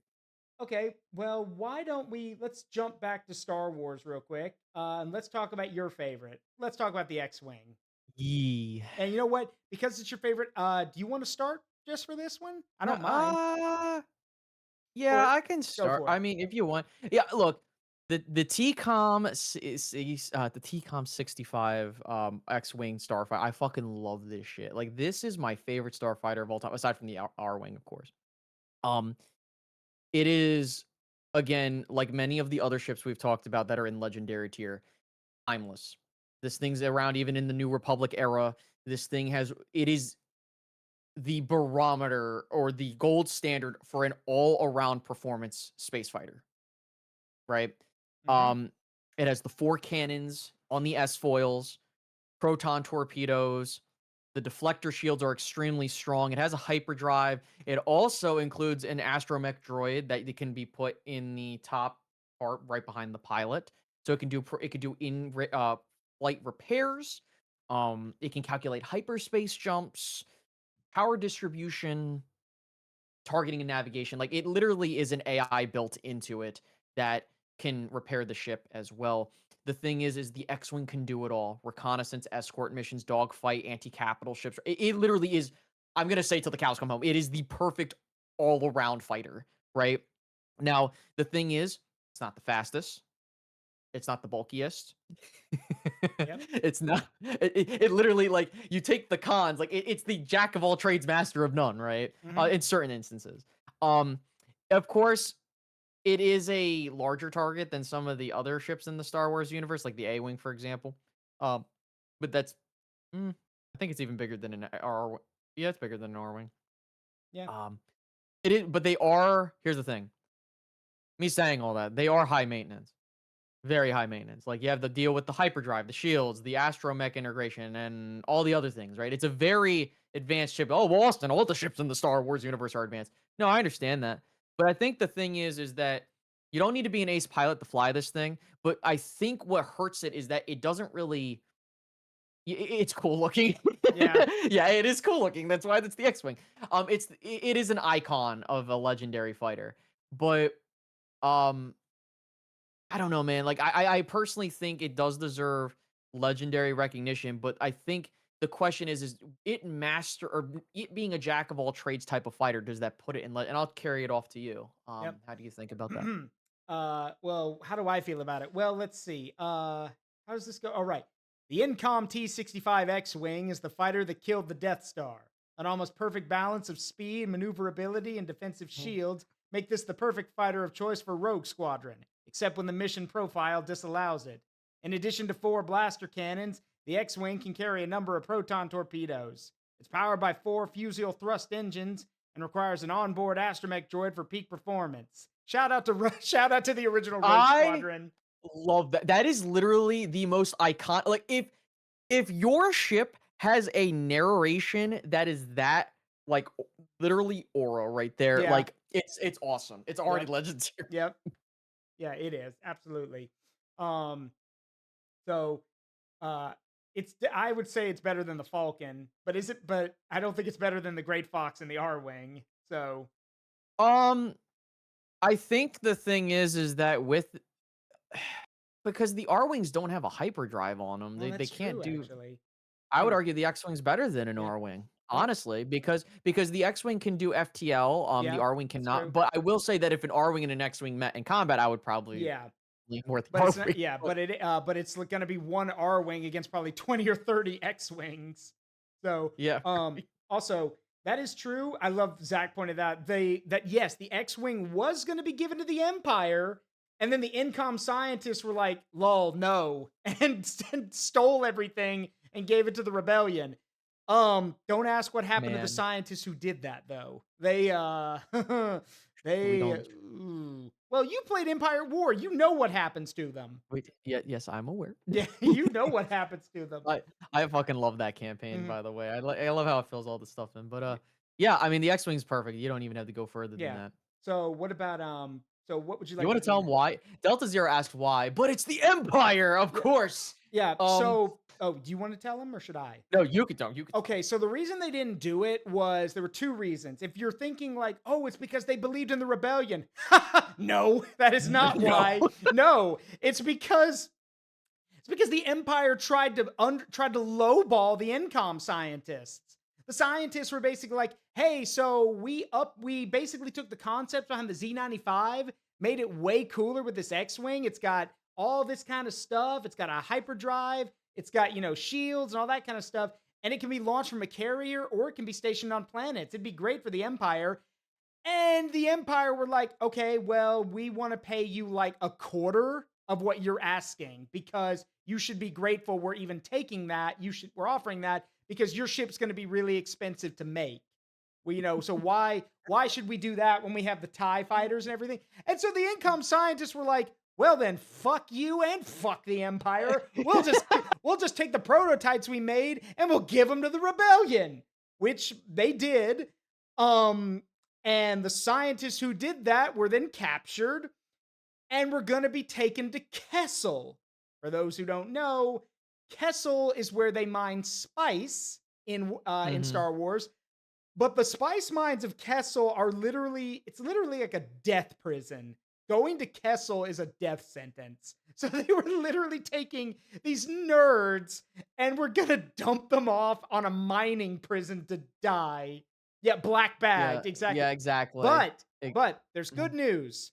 As Austin and I can both confirm, they were rescued by the Rebel Alliance.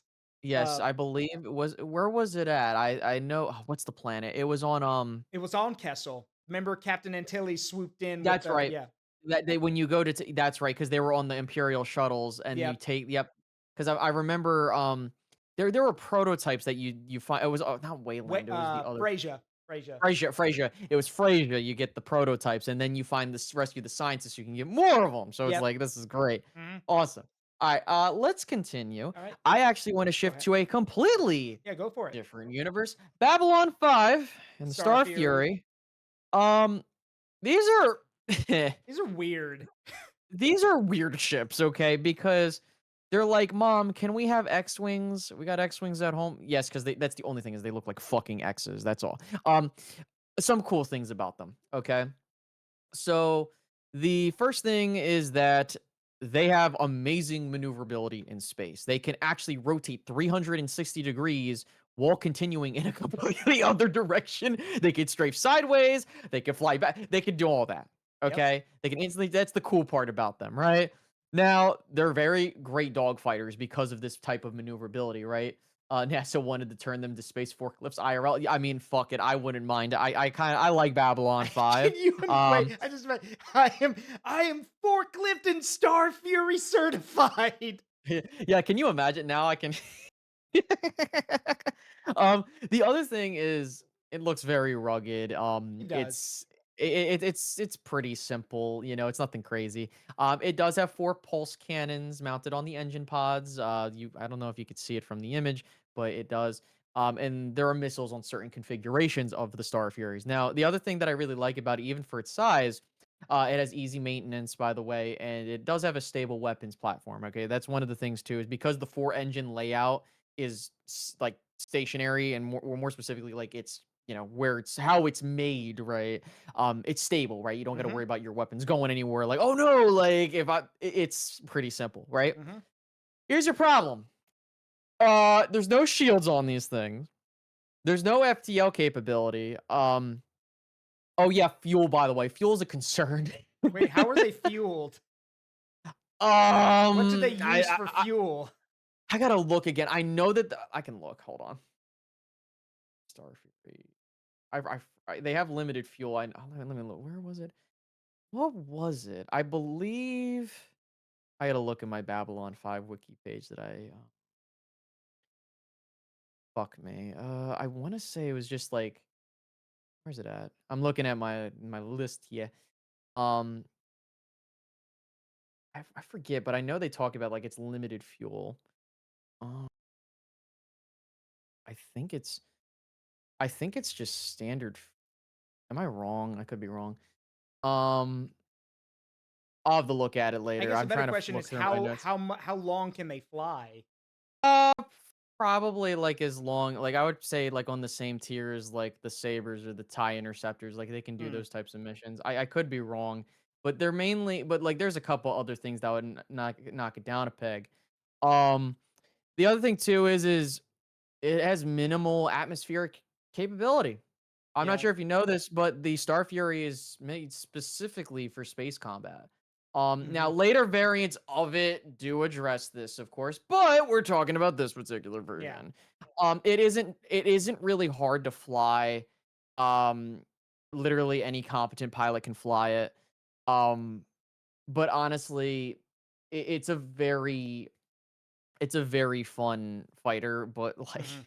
Isn't it also really but fragile, if I recall? yes, it's very fragile because it has no shield, and also like the way it's built, it's pretty Yeah. fragile. So I would say it can be reliable, Mhm. but like very low tier reliable. Like I could argue that it might need some Yeah. work in I the can lab, in but yeah, I can see that. For what it does, yeah, I can agree with that.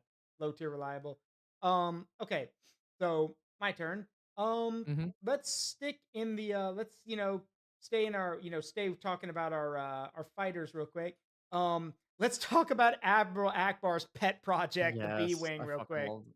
So, you heard me make the joke already, but I'll make it again before I let Austin take over because I've said my piece already. The B Wing is what happened when Admiral Akbar woke up one morning, chose violence, and decided, I'm going to make a starfighter designed to blow up every fucking Star Destroyer I see. And hence, the B Wing, armed with 3 heavy blaster cannons, freaking ion cannon in the nose, proton torpedo launcher, This thing looks at Imperial capital ships and says, "I'm gonna eat that," and then proceeds to kill it, like with no hesitation. Proceeds to Right. kill it. And yes, it does have a gyro cockpit. The cockpit's up at the top, and when it closes its wings, it like the cockpit rotates while everything closes. Which is why only ace pilots can fly B wings, because turns out that gyro cockpit throws a lot of people off and can get people killed. I And mean, it in did me. yeah, and Rogue in one yeah, Squadron. and in one incident I recall reading, it actually during the gyro process, it actually crushed one of the pilots. Yes, Yeah, that is scary. yeah. So, yeah, this is for aces only, but I mean, but the power, like the power you get. So, here's the thing, for those who don't know, when you fly this in Rogue Squadron 2, if you're going up against a capital ship, here's a quick tip for you as someone who literally speed ran that level to do this. Ion cannon shot at the shield generator, fire 3 proton torpedoes into it. That takes down 1. Repeat the process with a second ball shield on the top, then fly down below, pump another ion cannon shot into the bottom shield generator, and just shoot it until it blows up, and then the level's over. Boom. That's it. Yeah, it is insane how this ship is. It not only does it have a wide variety of firepower from the lasers, the ion cannons. Like to me, like this is the optimal version of the Y. Well, I know the Y wing has other capabilities, but that's a whole nother thing. We'll Yeah. get to that in just a second. But again, it is very deadly to capital ships, and Hmm. on top of that, it has fantastic shields. Like that's another thing that I think a lot of people might not realize with how even though the ship looks wonky as hell, Hmm. um, it has amazing deflector shields. Yeah. It is actually very, very impressive how many hits this thing can take for a fighter that is. And the other thing too is it does have a hyperdrive, so it does have FTL capabilities. It is slow. It does have a pain in the ass. It's a pain in the ass to move around, I would Yeah. say. And to Zaruk's point, and you need to be an ace pilot to fly this thing. It is Yeah. a complex machine to fly, but it's again, this thing packs one hell of a punch, and I Yep. think that that's what I love about the one thing that I fucking hated flying this thing in Rogue Squadron because the thing's goofy as hell, Yeah. but But it is very powerful. It yeah. is very powerful. Yeah, goofy ship and very slow. But I mean, if if I could solo a Star Destroyer, I mean, that's a fair trade. Yeah, Um, I would say. Yeah, what would you say it goes in? I would I'm say it's curious. combat proven because it is like it does its job really well. For what it I is. agree. So I'm it's not better than the TIE Advance because remember this is an anti-capital ship fighter. It is not designed to dogfight. So it does its Hmm. job really well, but it's not going to be like it's not going to be squaring off against anything else in this list. Now, do I think the B-Wing's going to beat down the Galactica? No, absolutely Oh not. fuck no. No, Galactica's going to frag that B-Wing before it gets close.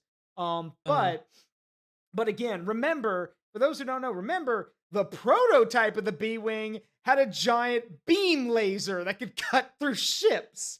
That we now know that thanks to Rebels. And apparently they were like, yeah, that's a bit too much. Let's just put big laser cannons on it instead, rather than the giant beam weapon. Um, okay, so your turn. We're getting down to the last few. So what do you Yeah, got? we're doing good on time too. I was hoping like, okay, when we get to this part. Okay, so I actually want to talk about the Normandy All from right. Mass Effect. Oh, Yeah. The I Normandy. love the Yeah, Normandy. it is It it it is a cool ship. it looks aesthetically pleasing, but Mhm. also now again, I'm talking about now again, the Normandy in its final phase is one hell of a ship. Like it is got man, not only can this thing like stealth I base. love the chat. Yeah, I'm pretty sure everyone's gonna be like legendary. I mean, Yeah. we'll get there. We'll get there. Just hold on. Hold your horses. Yeah, hold your It horses. does. So it does have interesting Hold your stealth rations, technology. Delta. Yeah, Hold your right, rations. exactly. Yeah, exactly. The big thing is that there are many ways that it can stealth. Not only can it do advanced heat sinks to basically prevent it from being seen through infrared, it can also manage its emissions and also there's like certain material I think it's made out of as well. There is a cannon on. I think it's the what the fuck's it called? I think it's a Thanix cannon. Like it's basically like they Um, they reverse engineered Reaper tech, if I remember correctly. I could be wrong on this, Yeah. but I remember the Thorax cannon or the Therex cannon. I don't remember. They can do a lot of damage. That thing Hmm. can do a lot of fucking damage, dude. Like that thing can threaten cruisers, even damage larger warships. It's very powerful, to say the least. Hmm. And not only that, the type this ship for how big it is insanely maneuverable. Like it's very fast. It can do rapid insertion and exfil very, very effectively. It is just oh my god, like it's just all around amazing. And then it's just if you want to do like special forces shit, this is the ship for you. And of course, you have Edie, who remembers Edie, the advanced AI. And You know we Joker. love her, and And Joker. Joker too. I mean, I love Edie too, but that's besides the point. Well, Yeah. yeah, to an extent. But Edie can kind of do what Rob does for the Great Fox as well, like control the systems on the ship, analyze threats that are coming in, assist in combat, all that shit. So basically, she does what Rob does to make things Hmm. simpler for those that don't know. Um, the other thing too is that the Normandy is very flexible in what it can do, kind of like the Enterprise. It has a medic bay, it has armory, like all that shit, right? It has a bunch of stuff. Now the thing is that of course it's not no shit. It's kind of like the Millennium Falcon. It's not built for full on fleet warfare, right? Yeah. And the crew is relatively small, but that's I feel like, again, for the type of ship it is, I think that it's a plus, kind of like how I talked about how the Great Fox is legendary because it has Rob to do all of the features. That's what makes it great. But I will say that like for how elite that crew is, kind of like on the Yes. same level of like the I was hoping USSS you. Prime I was Enterprise. hoping you were going to say Yeah. that. Yeah. Yeah, it's like it's to me, it's like what the Enterprise I really wish was, right? Like I Hmm. really wish and it also, of course, it doesn't have the strongest defenses, but it has enough to take care of things. I would argue it is better than the Millennium Falcon. I would argue with its versatility and how fast it can be. You can maybe argue it's better than the Great Fox. But it's an amazing ship. It Yeah. is without a doubt one of the best ships in video sci-fi Yes, video game I history, agree. without a It doubt. is a it the Normandy is just I agree with everything Austin says. No notes. I would but I will reinforce that the Normandy is just a sexy ship. It Oh, the really is. She is it's yeah, she is a beautiful ship. And I don't know who I saw someone say it in the chat, but I agree with what they said. The Normandy is home. That's the thing. It's home. And it feels like home. And even though the ship's not on here, I should have added the Spirit of Fire to this list. I should have. I thought Yeah. about sending it to you, Yeah. but I was like, I don't know how many we're gonna have, but if Yeah. it were me, it would also be legendary. Yeah. The Spirit of Fire would be Because a legendary ship for mhm, the same reasons a yeah, Normandy. and Yeah. as Captain Cutter put it best, where you see one old ship, I see home. And that is always worth fighting for. And that's how I feel about the Normandy. The crew and everyone on it, I was like, this is home. This is family. You can have Mhm. this ship and the people on it when you pry them from my cold, dead hands. So, Yeah. or you can have them from me when you pry me off of the really shitty ending of Mass Effect 3. So, but regardless, I agree. It's a and don't one more thing. Don't forget the Normandy was a joint project. It's It humanity and was, yep. Turian working together. So, I mean, if that's what humanity and Turian and sorry, yeah, it's Turian, right? That's the Yeah, the yeah, Turians, yeah. yeah. If that's what combined tech could do in a joint project for a small ship, man, I want to see a warship now. I want to see a big warship. And I But think yeah, that's the last thing I'll say, because I think that's our last ship for Mass Effect, I believe. The yeah. one thing I will say I love about that universe is again, you know, I just love how it has like this galactic Oh community, yeah. and I love how I think that's what I love about Mass Effect. For those that don't have not played it, I've played all of them. I love Mass Effect. 3 kind of pissed me off, but that's a whole nother thing. Hmm. But even with 3, like the way everybody interacts with one another, the fact that each civilization has their own quirks and stuff like that, and the point of the Normandy, like the fact that if you take humans and Turians, put them together, and this is what they can make. Just imagine what like they can do with Yeah. other shit. So like, and that's Yeah, crazy. and I agree with Slippy. We have to give special mention to Joker because no one else could fly the Normandy Oh, like he that's can. Yeah. that is exactly why I put that shit in legendary, mentioning the crew. Joker Yeah. The things that he can do with the Normandy, no other human Oh being yeah. could. And Like, also it has one of my favorite he has one of my favorite interactions in video game history. Him and Garrus swapping jokes with each other. Okay, what does a yes. Turian do when he runs out of ammunition? He uses the stick up his ass as a backup weapon. Come on, everyone's heard Yeah, that one. He goes, why does the Alliance hire pilots with brittle bone disease? What? What are you talking about? You say, there's a joke about me? Yeah, heard it from some recruit on Palaven. Okay, why does the Alliance hire pilots with brittle bones disease? So their Marines can beat someone in hand-to-hand drills. Just I fucking love yeah, I I love love that. I love the crew. I can they're say like the all crew is amazing. great. And if you're like my a friend of mine who did a FemShep playthrough, if you hook up with Garrus, if you romance Garrus' FemShep, if you do the DLC, where you get to go to like that private Oh like yeah! house and Yes, everything, yes, yes. Garrus becoming the overprotective boyfriend is the most adorable I thing. love Garrus Yeah, so much, he dude. really is really good. He literally is the only out of all the cast, the only male I would Yeah. still romance. Like, he's the only Absolutely. one. Yeah. What's the He's like, they wouldn't give me a mirror. How bad is it? Well, hell, Garrus, you were always ugly. Now it's just an easier way to confirm it. Oh no! Don't make me laugh. Ouch. He's like, some women find facial scars attractive. Mind you, most of those women are Krogan. So Microfilament Shepherd. yeah, it's microfilament shepherd. It's just or my favorite line, I'm Garrus Vicarian, and this is my favorite My spot on the favorite store. Citadel. It's just I fucking um love that. yeah, Alright, let's keep going. yeah. Let's keep All going. right, so Your turn. my turn. Okay. I want to jump back real quick. I want to see let's a palate cleanser. I want to talk about the original Cosmo Tiger real quick. This So is all you. yeah, So I so okay. don't yeah. So the Cosmo Tiger so y'all have seen the special version. This is the standard version. This is the Cosmo Tiger. First of all, beautiful ship. It is. This is from Space Battleship Yamato again. Beautiful ship. First of all, it is. It's a beautiful ship. Now these are to basically give you an idea.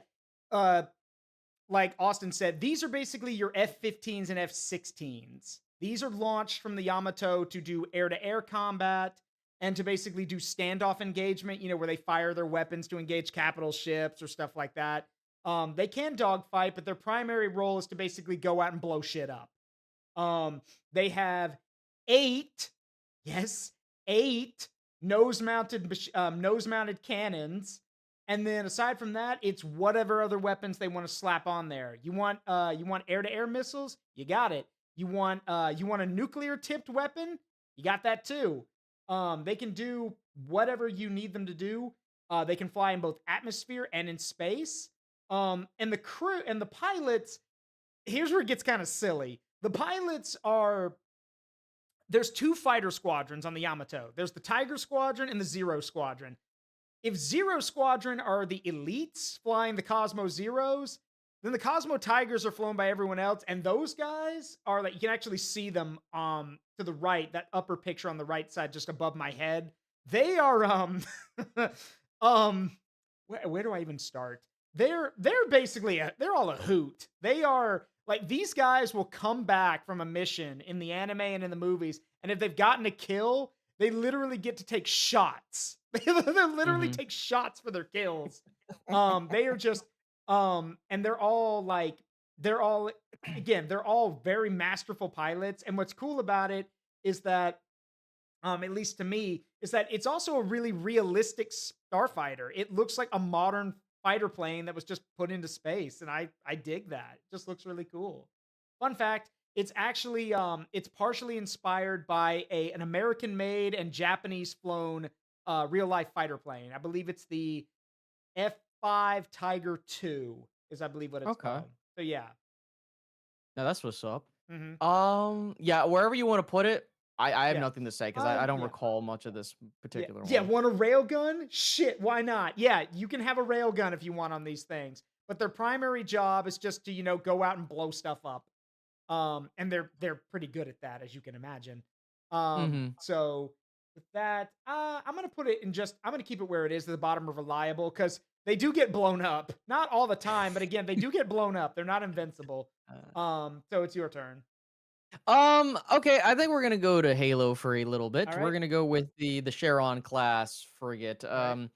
I think it's is So it Charon or Charon? I'm pretty sure it's I don't Charon class. Charon. I'm just here. I just know it's spelled.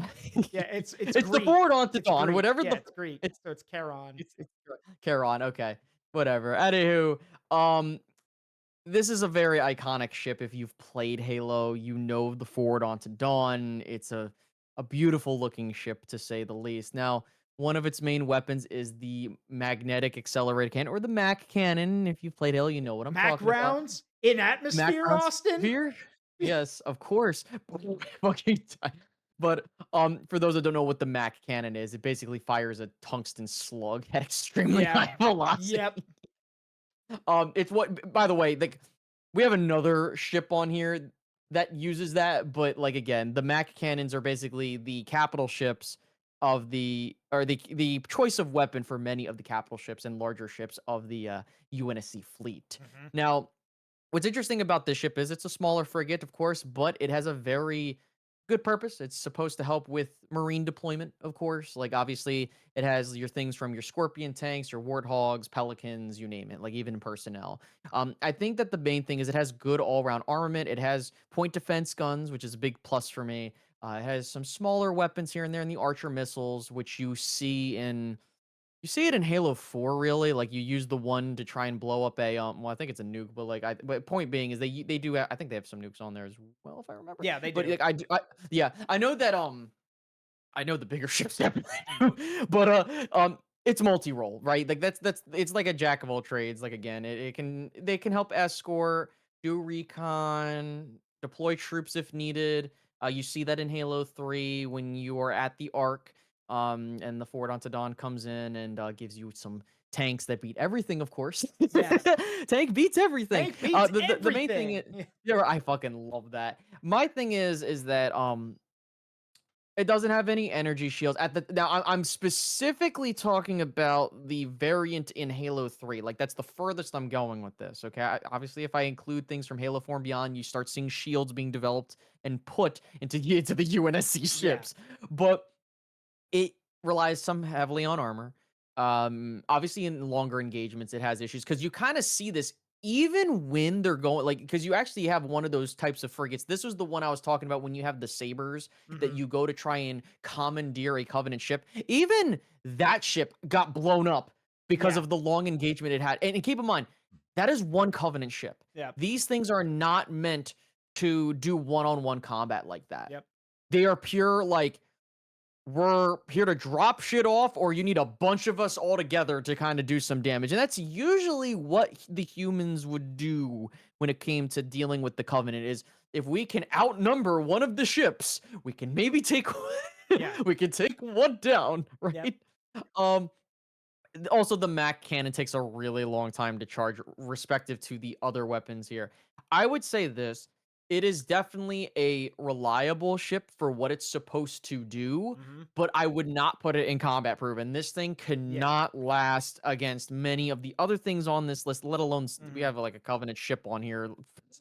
But like, I would say that it's better than the K Wing. I would argue maybe better than the TIE Interceptor. Yeah, I'd put it like right. I'm mm, cool. I'm cool with putting it above the K wing. no, I would put it above the Saber because I Okay. believe it has FTA. Yeah, it has the slip Got space it. drive in it because they Mhm. use the slip space drive from that ship to blow Yeah. up Yeah. the Yeah. But yes, Yeah. All right. So, well, speaking of that, the other Halo ship. Let's talk about the Halcyon class. Now, for those who don't know what this class is, this is what the Pillar of Autumn was. The Pillar of Autumn's a Halcyon class. Though, granted, Pillar of Autumn was basically a Halcyon class injected with steroids. yes, But the point still stand. In fact, didn't they? You might find this cool. After in canon, after the war ends, they launch a new build a version of pillar of autumn. Yep, yeah, the Pillar I of know Autumn class. class. Yep, So, specifically for that. yeah, here it is. This is the Halcyon class. Now, it's funny when I first saw this from a side profile, I'm like, "Oh, that looks like a ship from Homeworld." But no, that's a Halo ship. Go for it. Now, okay, so I mean, what more can be said? The Pillar of what we're going off of this being the Pillar of Let's do Autumn. the Pillar of Yeah, Autumn class because yeah, that one is literally what yeah. inspires the Yeah, whole. Yeah, so the Pillar of Autumn is basically a Halcyon class, like I said, with steroids. It has 2 Mac cannons rather than 1. It has archer missiles capable of launching nuclear or non-nuclear. It carries an entire array of longsword and short sword fighters. Sorry, longsword and broadsword fighters and bombers. It has a full I don't know how many Marines were on board. Like a number of Marines, a that was full a lot. yeah, a number of Marines, a full group of ODST, a tank force, and of course, was two, then it was one, 2 Spartans. That being John 137 and Linda 030 question mark. It Um was Linda and. yeah, it's Oh no, Linda Sam. I think Sam one yeah, died. If I. yeah, sorry. Yeah, Sam died and it was John and Linda. So yeah, Sierra 117 and Sierra 030. So yeah, but and yeah, we saved it on Reach. Yes, we did. And to put this into perspective, mind you, with Cortana piloting this before, like right at the start of Halo Combat Evolved, she takes out 3 or 4 Covenant ships with with the Mac cannons. Again, normally human ships need the numbers advantage to win in like orbital combat. And the Pillar of Autumn just said, "Yeah, no, hold my beer," and took down. What's your Captain Keys? Yeah, yeah. Unless- Well, yeah, you got Captain Keys too. Captain Keys before, like, if the Pillar of Autumn hadn't crashed, Captain Keys is basically the main character. Like, if you read about what Captain Keys has done, it's kind of insane what he's done. Captain Keys was basically the Spartan that wasn't a Spartan Yep. for the UNSC. Like he literally has a whole maneuver named after him Mhm. when he took down what was it, 3 Covenant 3 ships with Covenant one. ships with 1 Yeah, destroyer. Yep. yeah. Keys, Um, I love Keys, and I yeah. love that in Halo Infinite, if you do play it, they do give homage to Captain Keys in it, and also if you play the Combat Evolve or the Anniversary Edition, and you do the terminals, just seeing how this is what side note, I really want to talk about Captain Keys Yeah, real go for quick. it. I love Captain Keys. He's one of my favorite characters in all of sci-fi because he is so mentally tough. He also him and Dr. Halsey had a thing, and Miranda's their kid. For those that don't know, um, he is so mentally tough. When he was getting infected by the flood, he did not. He literally 24 waited hours. 24 hours until John ripped the neural implant out of his head so to prevent Earth's location being discovered by the flood. Yeah, to put this in perspective, Captain Keys was taken over by the Grave Mind of all things and resisted for 24 hours. The only way, like when Master Chief finds him, he's basically dead at that point. But like it's Chief who finishes him off basically by ripping the thing out of his head. But yeah, no, Captain Keys resisted the Grave Mind for 24 hours, which is terrifying. Well, first of all, it's badass on Captain Key's part, but like that's also you have to think you're like Jesus Christ, what like how? And the reason how is because we see in the remastered version, he basically not only repeated his name, rank, and serial number, but he also fed the Gravemind images of where he like of his homeworld, of his daughter, of his combat record and all that stuff. He never gave it anything about Earth, basically. So yeah. Yeah, Lord of Lizards asked, did the Gravemind exist at that point? I know they were trying to make one there. I think there was one. I thought, or no, on So that it installation, was a you proto go. gray. It was a Yeah, it proto was a grave proto mind. Gravemind. That's Yeah. it. Yep. I was like, I know it wasn't a full Yeah. one, And but oh, go ahead. yeah. No, no, I was gonna say, yeah, he lived to hear. It's very realistic for fucking Keys. No, he would have resisted. I think because of how, like, again, indoctrination, you need to be very mentally tough Mhm. to avoid it. Keys would have been able to Yeah. avoid Yeah, indoctrination and this is without a it doubt. was a proto grave mind he resisted. And I would like to point out, I have to mention this because it's kind of funny. I don't know if you played Cursed Halo before. Um I've not. I think, Chad, I'm gonna have to take Austin through Cursed Halo at some point. That'll be fun. In Cursed Halo, when you get to where Keys is, he's not infected at all. He's just standing there, and he was like, He's like, "Good to see you, Master Chief." He's alive. And a flood spore shows up, and Keys pulls out his handgun. He's like, "Don't worry, I've got it." Problem. In Cursed Halo, all of the guns are literally called the M6Rs. If you pull the trigger on the magnums, you shoot yourself. That's the joke. So Keys pulls out his handgun and shoots himself rather than the flood because the gun's backwards. So That's too fucking funny, it bro. Oh it my is like god. I have to show you Cursed Halo at some point. It is Yeah, you have absolutely to great. send that to me. Um, Yeah, yeah, but where would you grade this though? I would. Well, here's the thing. It blew up, so that's kind of the problem. It blew up. It could So blow up a Halo ring with yeah, its. I would say for what it is, I'm willing to put it. Yeah, I'm willing to put it probably. I'm willing to put it right below the Galactica and Combat Proven I because agree. yeah, I yeah, agree.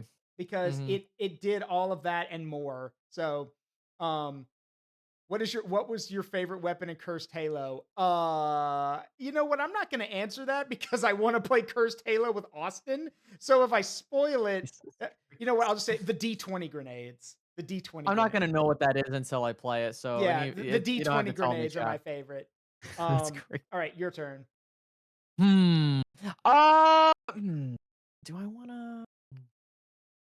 Also, Uh. for brevity's sake, we're gonna skip the remaining 40K stuff. So I'm just gonna put this over here. So everything over Okay. here is what we got because we got 30 minutes. So what do you want to talk I'll about? make this quick. Let's do the a Covenant assault carrier. Okay. These things are obviously fucking insane. They have devastating plasma. I'm gonna just skim through it. Yeah. Devastating plasma weapons. They can glass planets, basically just laser beams. Yeah. They have a lot of fighters on them. They have amazing energy shields, and they can invade worlds all by themselves. Again, not the super carrier, like literally, like the base Yeah. carriers can Yeah. do them on their own. They are very big. Mhm. They're about, I want to say, I think like 4 or 5 kilometers long. Um, very expensive Yeah. and very dependent on shields. Hence why if it gets hit by one max shot, or if a max shot can get through, it can damage it and kill it. Yeah. It requires a large crew. Um, not I personally think it is definitely combat proven. Mhm. I would argue probably for what it can do above the Halcyon Yeah. or I would whatever. agree with that. Yeah. Is it permission to leave the station, sir? For what reason, Master Chief? To give the Covenant back their bomb. Dude, Master Chief was Yeah. aura farming in the early Yeah. 2000s and we were All go right. for it. So now I would like to talk about because you seem to know about it. Let's talk about the longsword. Yes. So I know a little bit about the longsword. I know that it is both it's both space orbital capable and surface capable of flying. Mhm. Um it is the UNSC's strike bomber of choice. It honestly, like, first of all, I think it's just a really cool looking spacecraft anyway.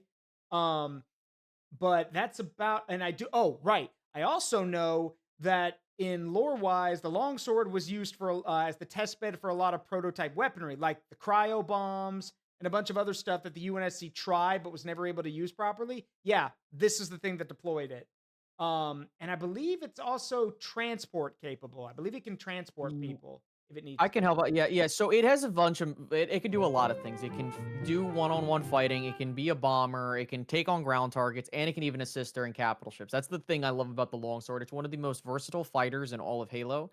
The other thing is that it does very well everywhere, like space, planetary atmospheres, etc. I will say that it does take a couple people to use. Right, it has a multi-crew capacity.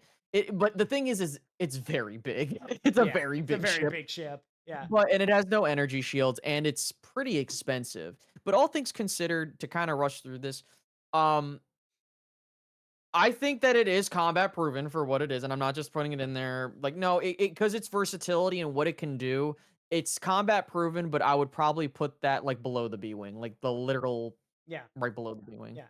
All right, your turn. So Uh, uh, let's see here. We can just finish up Halo with the Banshee, the okay. space variant. Um, to keep it simple, it holds one pilot. If you've seen the Banshees in See the Banshees in Halo.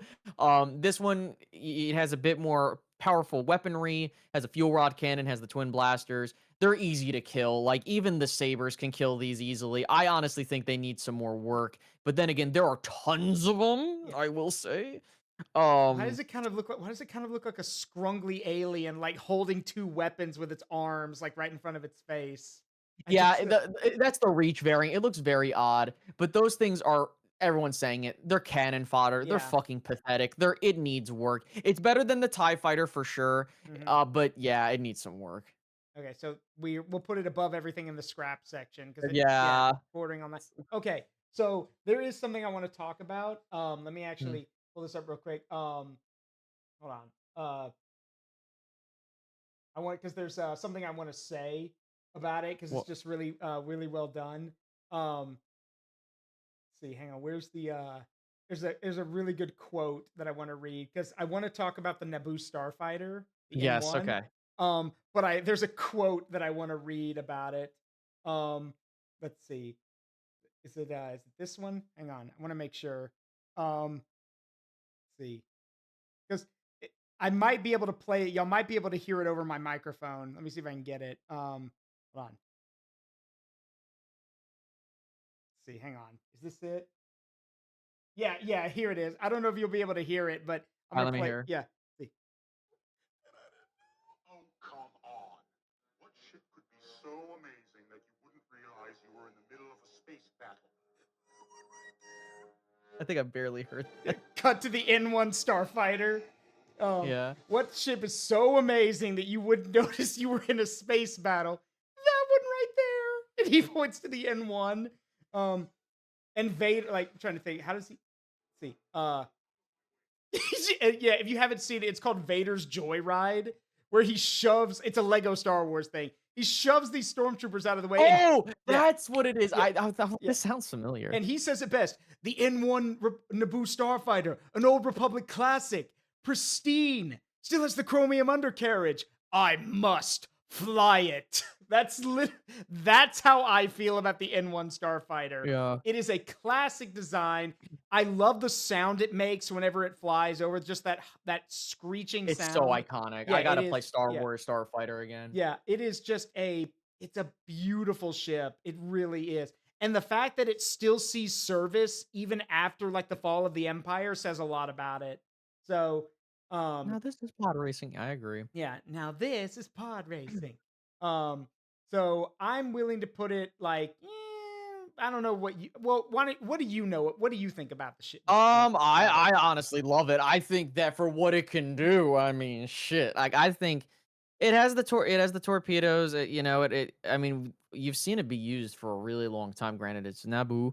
I would honestly put it in like combat proven, like right Yeah, below the longsword. yeah, I agree. I can do that. Okay, so your call. What do you want to talk about now? Let's do the Acclimator assault Okay. ship. This one's gonna be quick for me. Yeah, same. It's super easy. Look, This is it's been around since the Republic yeah, age. Like look, literally, the Empire still. Austin, But let's just call it's a glorified transport. it's literally It's just a a glorified glorified transfer. transport. But here's the thing. Wait. But it's reliable. It does it transports well. I mean, the thing is it's been used for so long, and I Hmm. think the thing is it does its job better than what the Star Destroyer is supposed to fucking do. That's true, I think actually. the thing is that look, if you look at it for like as a assault carrier that transports people around, that's doing its job. Is it better than some of the other ships? No, but it does its job very well. There are a couple flaws. It doesn't have much high firepower. Doesn't have a whole lot of fighters in it. Not as durable, but I Yeah. would say it's reliable. Again, It's reliable, glorified transport. What it is. It's a glorified but a transport. decent one. Yeah, it is. And it could carry a lot of dudes, but like again, I would put it like eh, I if it is better than what the star. I'm willing to put it at the top of the needs work category because Okay, they that's do fine. augment it and everything. Okay, so now since we're still in Star Wars, now I get to talk about a ship that not a lot of people know about. Ladies and gentlemen, boys, girls, furries, non-furries, and everyone in between, allow me to introduce the ship that was supposed to replace the X-wing. This is the New Republic E-wing. This is the Mark II version of the E-wing. So And that is true. Zach is correct. The acclimator is fast, but again, glorified transport. So this is the E-wing. So yes, this was meant to replace the X-wing. Um, and so this version of it is on Ahsoka's TV, is on the Ahsoka show. There is an older version of it where it actually has a dorsal mounted laser, and that's from the expanded universe stuff. Um, so here's the thing about the E-wing. The E-wing was basically designed to be better than the X-wing in every way. It was supposed to be faster. It was supposed to have better firepower. It was supposed to have better shielding. Problem: it was extremely unreliable. It had a ton of teething problems. The fact of the matter is that, no joke, when the E-wing was created, the developers of it actually wanted to give it to Rogue Squadron because, well, duh, Rogue Squadron are the best flyers of the Republic. So they're like, hey, we want you guys to try out our fighter, and we guarantee you'll love it more than you love your X-wings. Remember earlier in the stream where I said fly it till you break it? Yes. Yeah, Rogue Squadron proceeded to fly the E-wings till they broke them. And very quickly, Rogue Squadron was like, yeah, these are shit. Because turns out there was one giant problem, and it was a big problem. The issue is that the engine and the blasters pull from the same power source. So if you start blasting, your engine slows down. And if you keep shooting, your engine turns off. So it wasn't long before Rogue Squadron were like, this is shitty. Like, yeah, it's an escort fighter. Like, these scientists were like, this is going to be better than the X-Wing. And Rogue Squadron was like, no, it wasn't. It was later changed to be an escort fighter. For those who don't know what an escort fighter means, an escort fighter basically means that it has to be launched from another ship, like a Mon Calamari cruiser or something like that, and it is meant to escort ships to and from locations. It has no long range capability. I believe it does have a hyperdrive. It does, but the problem, and it was fast. Like, if you weren't using the guns, this thing was faster than an A-wing. It could go. But the problem is that, again, you were gonna need your guns. So, Yes. yeah. And the other cool thing about it was that it could fly in atmosphere as well. And there is a really cool story about the E-wings, about some Rogue Squadron E-wings flying on a planet and like kicking up dust as they're flying really low to the ground. And they mention how they can actually fly almost as low as an airspeeder because the E-wing can do that. But again, as cool as that is, that doesn't change the fact that Rogue Squadron are like, this thing is shit. You've just said, like, this is never going to replace the X-Wing. We'd rather just upgrade our X-Wings. So, yeah, I personally feel like it belongs in the needs work category because it does. I agree. No, it definitely does. It's like the F-35 of our Yeah. of the Star Wars universe. Right? Let's see what we got. I got a couple more left. They're all Star, I think, right? Yeah, Well, no, they're all that's the Star. Cosmo Zero, but we're gonna Oh, so ignore I that couldn't one. see it. Yeah, okay, it's all good. I just want to make sure. Okay, so we'll go with the Nebulon B frigate. Nebulon B This one, frigate here. oh, fucking love that. This thing it's a frigate. It's mainly like a medic frigate. It has some weapons for sure, but I'll be completely honest. Just kind of skim through this. It kind of suffers the same issues that the acclimator does, in my humble opinion. Where it just, I mean, dude, it's there. Like The- it's like literally, it's a glorified transport ship to an extent, even though, but like, the bullet sponge. It's yeah, just it's a meant to bullet. Like take. It's meant literally, to take bullets. To take hits. like we are here for this reason. Yeah, But what's that Russian Badger thing? Hey, look, that frigate's doing its job. A duty honorably discharged. As it blows up. I cannot move. Like it look, I'm with you. It is an iconic design. It is. But here's the thing.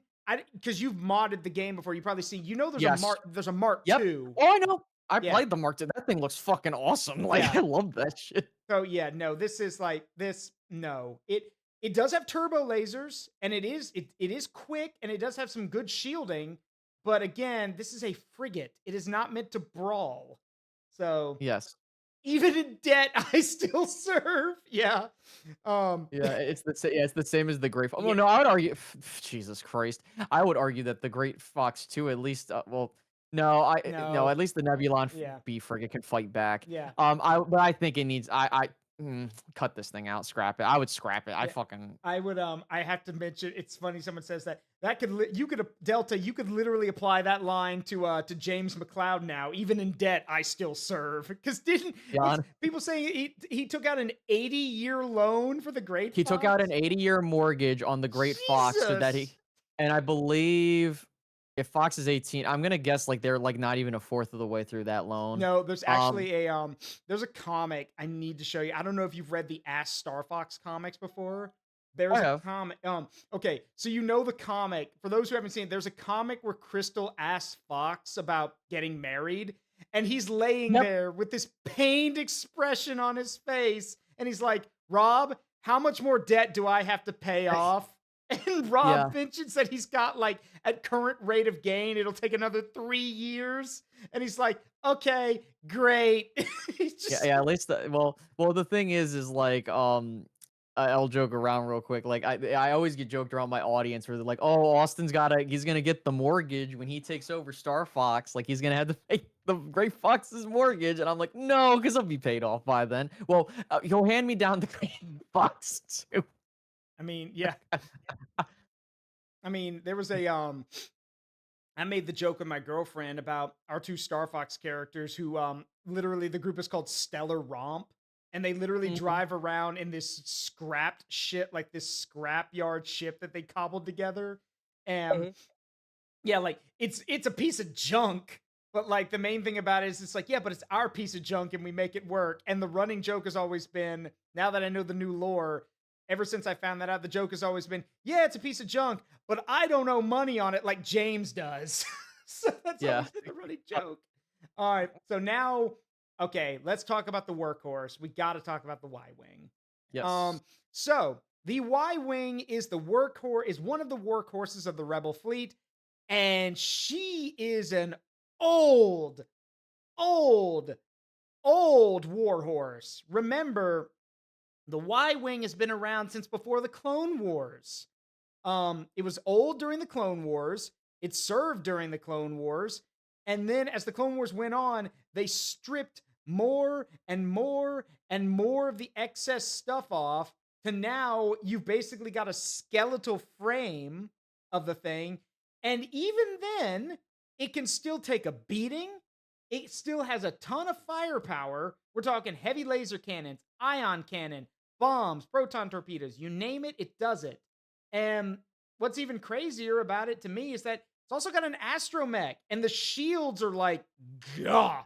Like these, I remember in Rogue Squadron, they mentioned how the shields are probably the strongest in the Rebel Starfighter Corps. The armor's Mhm. tough as nails, but the trade-off for all that is that what did Luke say? It moves like a sleepy hut. So they're very slow and very tough It's to maneuver. slow. Hmm. Yep. Very slow. I mean, I think it's an iconic fighter, of course, but it could bomb shit. Yeah, That's cool. But like, good um, old I think, reliable. and it has the ion cannons, which make it cool. I think that again, it's a reliable ship. I don't think it does what it needs to do. It's nothing too crazy. Hmm. That's just me. I'd put it. I can. Yeah, I'd say we could put it in reliable. I mean, it Um, is like it's yeah, it's like literally I old would say reliable. Actually, no, we could put it. I would say we could put it in combat proven. It survived 2 wars, that is true. Yeah, I so would put yeah. I'd put it above the B wing because it's been around longer, and Hmm. still serving. Because again, remember the B wing serves with the Y wing. It didn't replace it. But I'm not Yep. putting it any higher because Vader blew up the Y wings at the Death Star. So yeah. Um, What we got? Last one's the tie bomber. last one's the TIE bomber. Ugh. You I, take this this, one. I Like, don't like the tie bomber. You can go. I okay. fucking hate this just shit. just Zaruk and Austin like looking at the ship in a hangar bay like, ew. Just brother, Can we get the tie advanced? We got the tie Yeah. advanced at home. Yeah, we The got the tie tie advanced at yeah, the tie home. advanced at home. Fucking Okay. hate the tie Yeah, bomber. so brother, what's that? Okay. So, positives. First of all, It is capable of carrying multiple weapons. Not just bombs. It can carry cluster missiles. It can carry concussion missiles. It can carry proton torpedoes. It can carry a little bit of everything. So it is and it may not have shielding, but it has tougher armor than every other TIE variant. This thing can actually take a few hits before it goes down. Granted, when it goes down, it's going to blow up, but hey, at least it can take a few hits. Um, and life support for the pilot and the co-pilot because it has a secondary place. That's it. That's it. That's all. It is slow. It is clunky. It's noisy as hell. I mean, to be fair though, that ion engine sound is pretty legendary and memorable. Mhm. But again, she's not. Yeah, fodder. It's fodder. Well, it is okay. It is, but remember, against an unprepared like capital ship or an unprepared convoy, this is a nightmare scenario because these things are going to Mhm. swoop in, fire a ton of missiles or torpedoes at you, and just go. And probably most humiliating of all is it's just going to go on a Sunday stroll right past you as you're blowing up, just to humiliate you. Mhm. And you want to know the funny thing? Is that Mm. there's actually a version of this called the Heavy Bomber where it has 3 pods instead of 1. Because that so the Oh, co yeah, I know that yeah, one. I yes, know that. yeah, Isn't it, like, below it, yeah, right? Like, am I thinking? yep. Yeah. Because for those who don't know, the cockpit is on the left, the one with the glass on it. That thing on the right is a weapon pod. The Heavy TIE Bomber has 2 more of those. So even more bombs and more stuff. So look, look, the idea of a heavy fighter to attack capital ships and stuff, not a bad idea. I'm willing to say that this needs work. Fodder it may be, but at least it could take a few more laser shots before it blows up. Yeah, I agree. It needs work. I think like they got the right idea, but it's not like on the level in universe like the B wing or even the what fuck it, even the Y wing for that matter. Yeah. But I agree. Yeah. I would say that it's yeah, Yeah. yep, below the Wolfen too. Yeah, and the Emperor made the TIE oppressor with 4. I forgot the oppressor with 4 weapon No, pods. I no, forgot. no Yeah. weapon pods. It's just, We don't need more. I fucking forgot about the yeah, tie oppressor. oh Jesus Christ. god. Just add fuck it. Just add more More pods to shit. pods. And dare we mention the TIE Mauler. It's not even a yeah, I know it's a tank, but it's still so dumb. It's Um, so Fun stupid. fact, by the way, about Empire at War, this was actually cut from the game. I only know Yes. this because I found a bunch of stuff about the game when it was being made. So the Mauler, it has 2 types of pilots in it.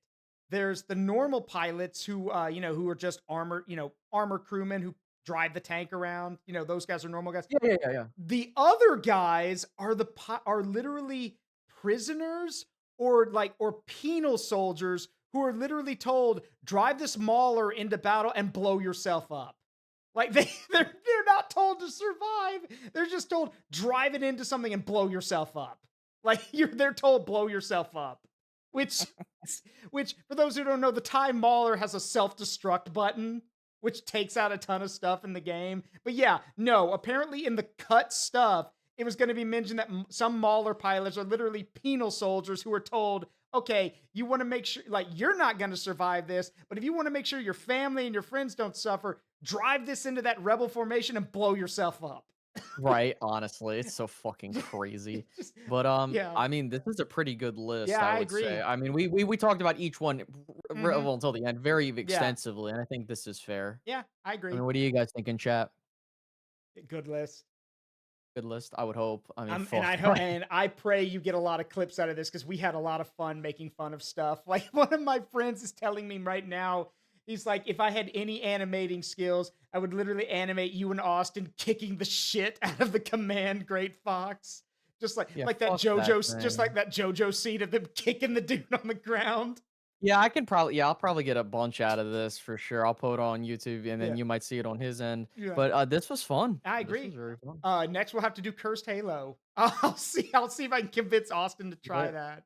Let me move over to the just chatting screen. Give me one Yeah, second, sure, guys. take your time. Well, I'm so I can't see your screen anymore. That's okay. Yeah. But guys, Zaruk, this was such a fun Oh, no idea. I problem. greatly Thank you for appreciate it. I'm glad you like the idea.